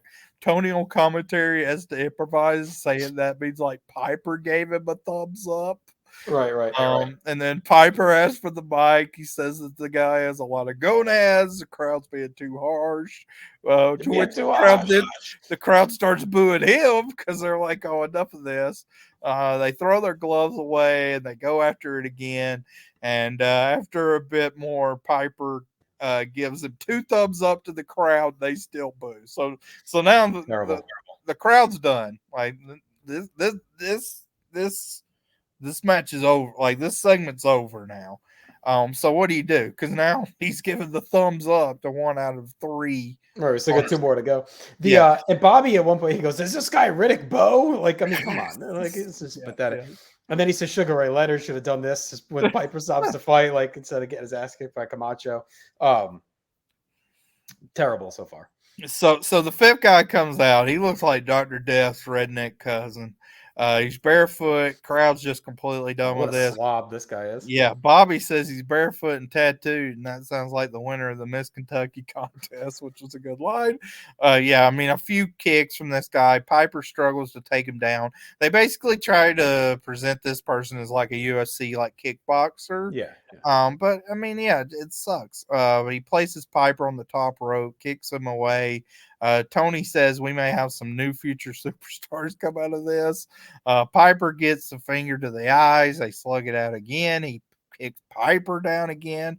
He presses Piper up. Piper says time. Piper raises his hand for the 5th guy, even though he's booed again. So now we've had 2 guys that have been shit on by the crowd get Piper's approval. And then finally, our last guy comes out, and it's John Tenta. He gets a little bit of a pop because people actually know who he is. He just looks so sad, though. Like he has to resort to this, you know? Yeah. So Tenta gets him up, gets Piper, lifts Piper up. But then the other member of Piper's team come in. They kind of fight each other. Piper gives the thumbs up to all of them. He breaks it up, says they're together, they're family, they're kin now. The reign of Spain has fallen. This now is the family, and this now is the war. Hogan, you want the war? You got it. He slaps all 3 men and says the NWO stands for No Way Out. Ending this segment again, a 20-minute segment here. Yeah, that is. It's I told myself I wasn't going to get suckered again, but like I mentioned earlier, I am. Where I think for the first 8 to 10 minutes, this isn't awful, but it turns all time bad very quickly. And as a concept, I think it was kind of DOA from the conception. Well, yeah, they're rolling jobbers out to give again, just like we said earlier. There's a million guys on this roster that they could have tried out. They didn't have to be no names. Just be like, all right, who has wanted a chance to be at the top of the card? Here comes Billy Kidman. Here comes like give me those guys. Ice Train, right? Guys that have said, okay, like Piper can say, I'm here to give you a chance. Who are the guys that haven't gotten the chance to break out? Bobby Walker, whoever you want. You know what I mean? Like there's a million guys that could use instead of these dudes that make this. That makes no sense. And then to use John Tenta, like it makes no sense. None of this made any sense. It's one of the worst segments ever. It's way too long. It's the worst Piper stuff easily since his debut, by far. I mean, Ian really had a dud till this. I would say. No, not at all. We've liked him a lot. Yeah, the stupid proud dad smile he does when they're fighting at the end is awful. It made me. I lost a little trust in Piper that he let that boxing thing go on as long as he did because that's what he could have called an audible on and just been like, all right, after like the first round or whatever, call it. But to keep it going and he keeps trying to fight, thinking he's going to win the crowd back, it never happened. That's what really killed this was that segment. And then just picking the guy that with just a real slob, the barefoot guy, like just all of it was just. I mean, it's to me it's the boxing thing really is a tough blow, from a kind of optic standpoint. Because you could really tell, like, Piper was trying to get the crowd to come around to him. And, I'm kind of proud of my Atlanta brethren just saying, no, dude, like, this sucks. We're not coming around on this. This blows. It's the biggest miss that WCW's had since the NWO started. I mean, like I would say, I don't see why, like, from...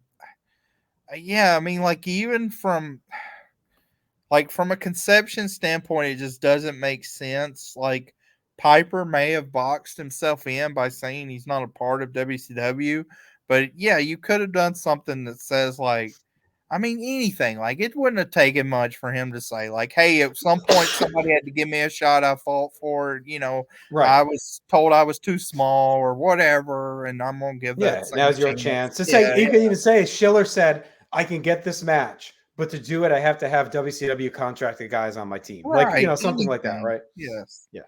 Like, you're not going, I mean, and God help if they'd have went through with these. I mean, we'll see how they handle that. But I mean, like, what do you think? Like, I mean, from Was that planned, do you think? Have they changed it at the last second? No, I do need to read the Observer for this, but I think I think they call it an audible. Yeah, so they were going to go through with this, and they only changed it because they were going right. Like, this bomb so bad they had to eject off of it. I want to get confirmation from that. If somebody else, you know, Jonathan Black or anybody else in the comments, let us know if you know for sure. That'd be helpful. And I'll try to get that before our next episode when they make the switch. But yeah, I mean, from a kayfabe sense, like, who would think Piper's going to win this match? Like, you're going up against the outsiders and right. Yeah, no chance. You got this slob that we saw for the first time, like boxing. Like, oh, come on. And Tenta, I mean, good Lord, we've seen Hogan beat him up for years, like at this point. So, yeah, it's bad. Made no sense. It was bad. All right. Do we know who these guys were? Were they from the power plant? No, Any idea? I don't know. That's what there's no, like. I think Horseshoe was in the power plant. Yeah. But I mean, I would assume they were, or like other, like, just like tough guys, like, yeah. So this was rough. I mean, between this and the Wall Street Riggs matches, whatever, but I mean, you can lump that in. This was a 30-minute. Like, if you lump in Wall Street Riggs in this, we're at 30 minutes. Yeah, that's a real rough 30-minute stretch of show here. It's a third of the whole episode. Next is Mr. JL versus Ray. Unfortunately, like, the crowd's still spent, so they don't get a great reaction. We get your favorite Prince Ikea. He doesn't insert promo here. So he never dreamed of making it to WCW. Now he's here with the TV title. He says, Ray, you deserve a shot, and you'll get it uncensored. So, you know, thank you. Big rematch. Yeah, why are we doing this? Again, get it off this guy, but, you know, we hammered that home. Ray hits springboard cannonball. JL sends Ray down. Tony actually lets us know that JL upset Malenko in the Cruiserweight tournament. So, you know, he can pull off some upsets from time to time. Lamister Cradle from JL gets 2, but he misses a diving headbutt. Tony runs down the list of the upcoming shows, which we went through with Panama City, Savannah, Roanoke, etc.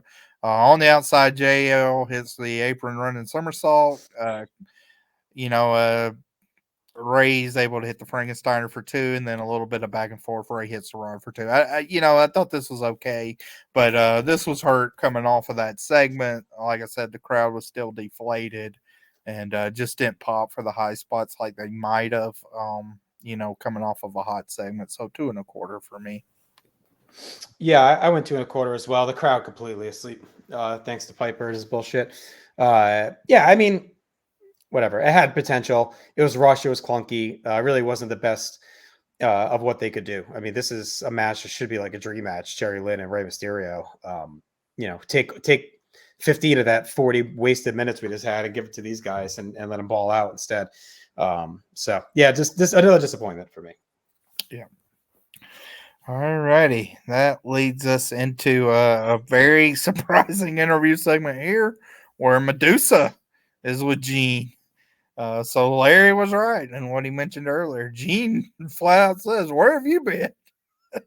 So I asked her directly. She says she's been in WCW for more than a year.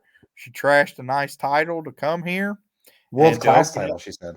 A world-class title to come here to WCW and open up women's wrestling, but she sat dormant because Bischoff is more interested in himself and the NWO. She says the NWO stands for New Women's Organization, so everybody's got an interpretation of what NWO stands for tonight. She says Bischoff should have been fired. She was the number 1 contender and will beat Akira Okudo for the championship. And then she lets us know that Luna Vachon was dressed up backstage for some reason, but she wants to let Luna know she is the number 1 contender. out comes Luna. She rushes in and attacks Medusa, gives her a DDT on the aisle, and they head to break with someone in the crowd holding up one of those like printout signs that says "Watch Robin Hood on TNT." A hilarious sign to have. That's great. I mean, this was what it was, but it was so out of left field. Like I don't know. Luna's just hanging out backstage in her gear. We Like she completely could have lost been the in the rights. crowd or something. Yeah. So I almost wish they leaned into it and were like, listen, this night is off the rails. Bischoff, got fired halfway through the night. We got no one steering the show. We're trying to do our best. yeah, But things are a little wacky right now. At least say, like, maybe then you kind of explain it away. But this is not, like, to me, it's just been a mess of a Nitro. Like, Medusa shows up after being on ice. They try and explain it by making it like Bischoff's been holding her down, I guess. And now right. he's out of the way. She can show up. But Luna, without any explanation, just shows up and attacks her. It's just this weird stuff all night. Yeah, it was very weird how she was just there. I think that's the biggest thing I have a problem with. Come back from break. Finally, I think we kind of hone in on some decent stuff here. So the NWO music starts. Out comes the whole troop. Bischoff's back, but he's looking a little bit subdued. And then we see that Sting, Tony's mentioning, like, well, will we see Sting? Where is he? Well, Sting is with them, but he's in the very back of the pack, kind of lingering behind them as they all walk out. Bobby, I thought a good line on commentary says, well, let's make sure this is actually Sting. So, they give a good close up on it so you can see this is Sting. They talk about, comments that Dusty had on Saturday night. I'm sure he was very poignant and eloquent, putting the finger on Sting being an NWO member. And then they all, of course, deduce that this is absolute evidence that Sting's with him. So he's an NWO member because he's walking out with him. Bischoff says we need to clear up a few things. Number one, Dr. Schiller, you can't fire me, and you know it because we are friends with Ted. Hogan takes over, says not only does Mr. Bischoff have a personal relationship with Ted Turner, they are in business negotiations with the hottest property in wrestling, the NWO, and Schiller can take a hike, Jack. So this sounds like kind of maybe foreshadowing that maybe we will. I don't know if this was just like a throwaway line or this again they were going to see about doing the NWO Nitro thing. We'll see. It feels like it's headed that way, either as its own show or splitting the show in half and doing half NWO Nitro, half WCW Nitro. Right. Bischoff says that that's predatory business practices. Hogan says people need to know their limitations. It's a great line. That is funny. While he's talking, I noticed that we had the laser pointer on Hogan. Somebody had the crowd. This may be the first instance of that. That's something that'll become very prominent. I remember in high school, everybody had the little laser pointers and you do it in class and whatnot. But Hogan says, let's shoot with this one. And this was funny, actually. We watched Roddy the Pied Piper Pickle people out here suck wind fighting a bunch of fans, and that's his team. Who are you betting, that team or my team here? Which was a good line. A great line and, seemed pretty justified. Sting's kind of standing behind them. Tony mentions that on commentary. Macho gets on the microphone now. He says Bischoff has protection. Piper needs to go see a psychiatrist real bad because when you wear a shirt that says icon after Hollywood punked and gunked you twice, when you compare him career versus career with Savage, you're way in the back. And he feels sorry for Piper and that he has a lot of mental problems and that he couldn't even beat Elizabeth. Hogan says he's turning the NWO loose and uncensored. He'll turn the Madness loose. The Stinger will sting everyone on Piper's team. The Outsiders are cool bros and are the coolest bros in wrestling. Trillionaire Ted and Six get a shout out. And once you go to the NWO, you go NWO for life, bruh. And Bischoff calls him Big Kev. pretty brief appearance from Nash tonight, saying he can only say two things: this squad is just too sweet. And then Bischoff says, "We love you too," and he wants Hogan to pose as we had to break. So this, I mean, I thought this kind of gets the show back on the rails a little bit. Your usual gloating NWO promo here. And it was nice that we had some development with the Sting thing with him in the back. And I liked how that was presented. It was fun. I mean, it was a little aimless, like most of this episode, honestly. Even Bischoff's suspension feels a little bit marginalized. I don't think he should have been back out here. I think it would have. I know he's like trying to rebel and show, but I think they could have just left him out backstage for this and been like, "Don't worry, Mr. Bischoff, we got your back," or something like that. Like it just feels like he was just suspended and not even an hour ago. It was a huge moment, and here he is back on TV. I wonder if they could have done something, like how he would run out there when Luger would show up. No. Have security come get him and drag him out. Could have had like Schiller and security come out and like take him back. That would have been a cool moment. Because Schiller didn't just relieve him of his duty. He said, "I don't want to see you in an event." Yeah, don't want to see you. Like so, and here he is at the event. Right. Like what makes you think he's going to listen to anything? So it's like, what's the point? I agree. So now we head to our main event. It's the Steiner brothers, which they have talked about on commentary, them being back tonight, versus the Giant and Lex Luger. Crowds kind of back up. I think the NWO segment helped that. Rick and Lex Luger start off. Huge clothesline from Luger knocks Rick over. Rick picks up Luger and sends him down. Scott comes in. Now, Scott's wearing kind of the white Steiner brother gear you'll come accustomed to in the next couple of years. So he's changing his look a little bit. We're past the multicolored gear stage for him. He gives a belly-to-belly suplex. He kind of gives the FU to the Giant on the apron, butterfly suplex.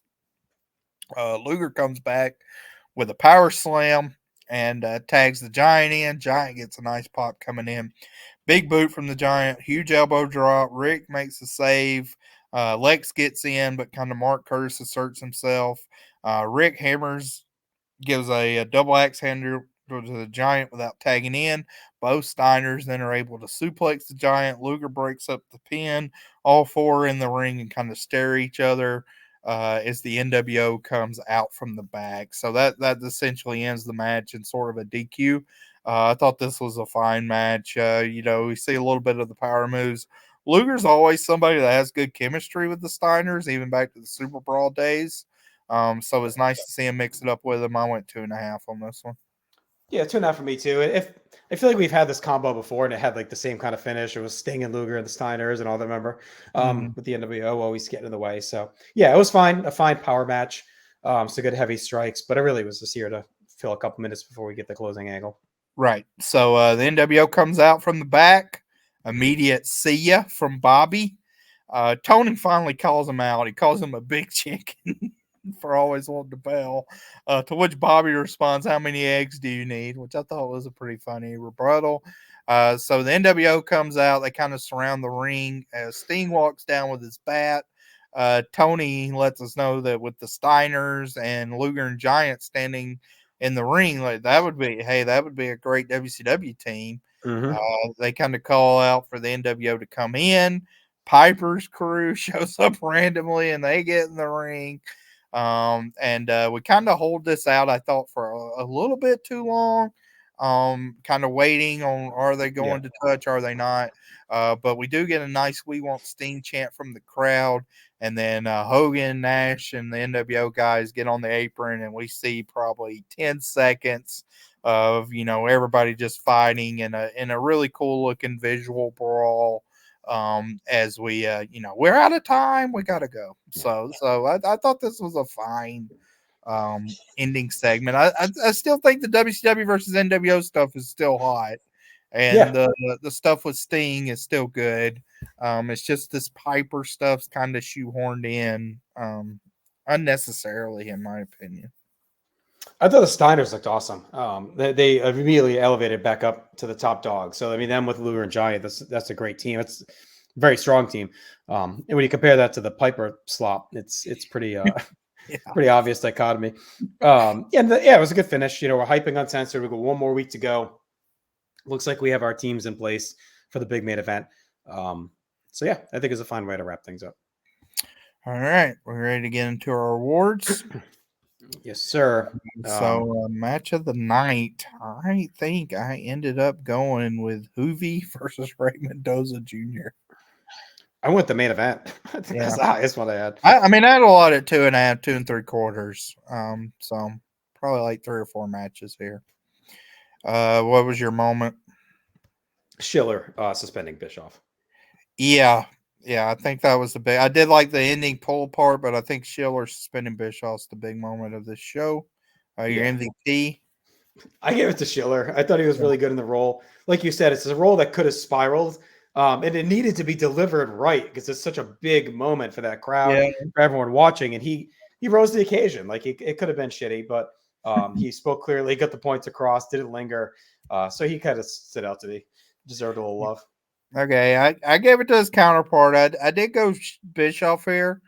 I think he's good at like eating shit. Like he's a good person, kind of groveling.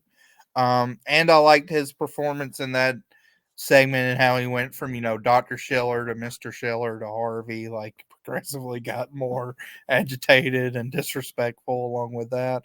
And we talked about it like he probably shouldn't have been out there, but he was good in that promo segment, kind of being gloaty. So I went Bischoff. Shots fired. Do you have anything? No, I don't think so. Which is interesting because of how much they shot on WCW with the main event. I think next week Piper retaliates on the old stuff, so we'll get that. Nice. Debuts. I don't know. I mean, I just put tryout guy 1, horseshoe, tryout guy 3, old time boxer, sloppy martial artist, Luna Vachon, and Harvey Schiller. Yeah. I think pretty much the tryout guys, Luna, -10 to Luna and Schiller. We'll just go with. Yep. All right. Anything else? Road Report was Panama City. La Vela. No, that's it. So no dropped angles as of yet. No Japanese music, I don't think. No. Final grade. I did not like this Nitro. This is one of my lowest ones in a while. I thought it was one of the first ones in a while that was significantly worse than Raw to me. The matches, I didn't have any that really hit. To have the main event at 2.5 that was aborted be the match of the night. The Piper thing just sucked any joy I had out of this episode. Without that, or if that's tighter, this is up a little bit more. Like it wasn't that bad outside of it, but it wasn't good enough to me to survive that albatross around the neck of that segment. Even the NWO promo was like Ben there did that a little bit. It's good, but it wasn't like good enough for me to like save that segment. The Schiller stuff to me was the only really big thing that happened on this episode. And I guess Luger Giant Steiners at the end coming together, but you really could have skipped this and not missed much. If you jumped ahead to Panama City Beach and you probably wouldn't have and caught up on the Schiller thing, you would have been fine, which you can't say for many Nitros. It's rare to me. So I went 4 out of 10. I was bored by it. The Piper thing just drained me. The fact that the veteran that he is, couldn't call an audible out of that segment and get out of it earlier. Unless they told him, don't worry, just go no matter what. We got to fill the time. But it was all time bad. Yeah, I mean that's definitely a significant black eye on this show. I have trouble ranking this show. It's probably a little bit higher before we discussed it, but it is a significant portion that does requires a lot of discussion. There was some secondary stuff I liked with the Horsemen and with Dean Malenko. So I am going to go 5 out of 10. I think if you erase the Piper segment, if you just cut that down, even and just had like a throwaway match, I think it'd be. I mean, this never was going to be. I do agree that Let's give it to Ray and JL. That's a minor change they could have made. Yeah. I'm sure the Schiller stuff will be replayed. So this is one of the few like you could just hey, if you were out, you could have watched Saturday night, probably watched the recap of the Schiller Bischoff stuff, and you're good to go. Which is very rare. So yeah, I mean, I would agree. One of the weaker Nitro episodes we had in a while. So 5 out of 10, middle of the road. And with one, I mean, it's just a segment. Like you can't reiterate how bad that segment is in the confines of that show. Because if you talk about like make it or break it segments, like that segment doomed this show. All right, so for the combo awards for the week. I think Raw gets his first win since January 20th, which was the Yep. go home for the Rumble.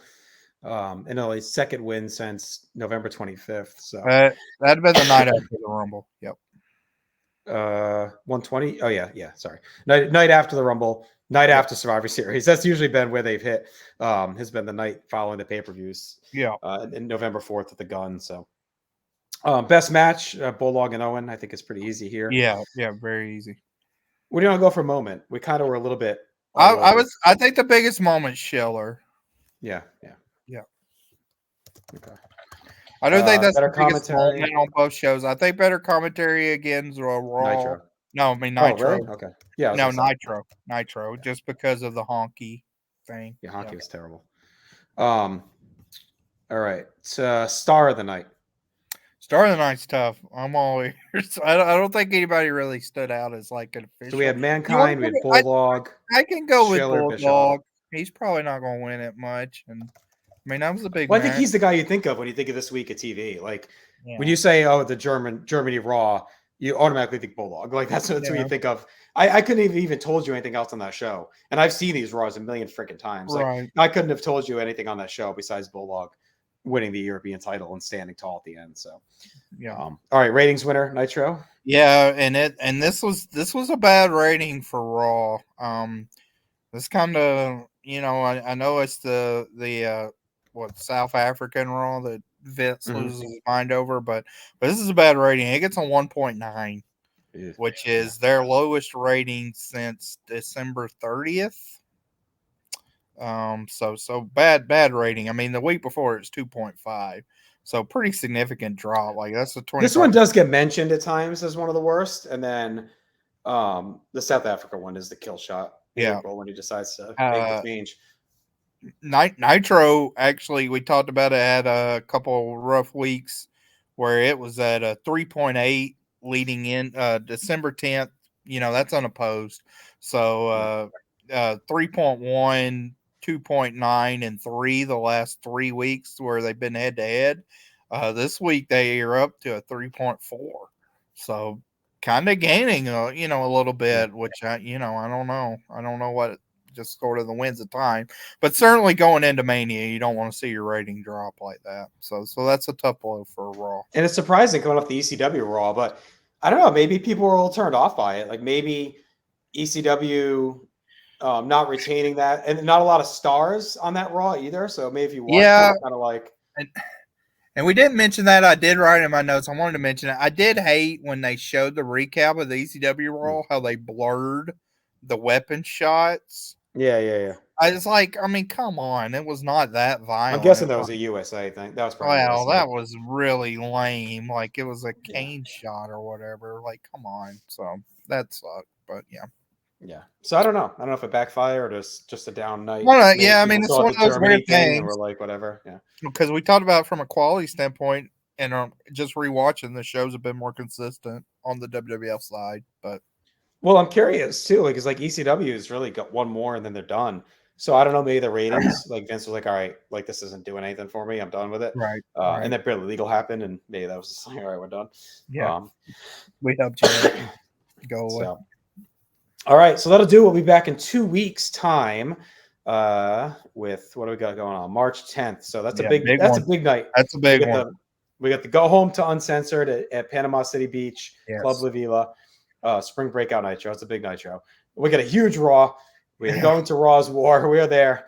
Monday Night Raw's dead. We're going to the War Zone now in Worcester. So we'll see how that very, very sneaky fun head-to-head battle next week. I don't think like March 10th doesn't automatically pop off like okay, but it's like you get the first Spring Break Nitro versus the first Raw's War. Very fun. I mean, subscribe and don't miss any, because we're hitting these next 4 episodes are like wild stuff. I mean, we have this, then we got Uncensored, then we got the Go Home to Mania, which is a pretty crazy Raw. Yeah, Fallout from Uncensored, and then Mania 13. And then from there, it's on. That's where it begins. Like that Raw gets hot from there. So we're up and running now. So tell your friends. Don't you dare change that channel. Subscribe. Leave us a comment, a like. We love you. Like I mentioned earlier, check out all our social media for our daily WrestleMania match countdown. Going through every match, all 402 of them, right up until this year's Mania. Subscribe across the board. Thank you. Smell the napalm. We'll talk to you soon.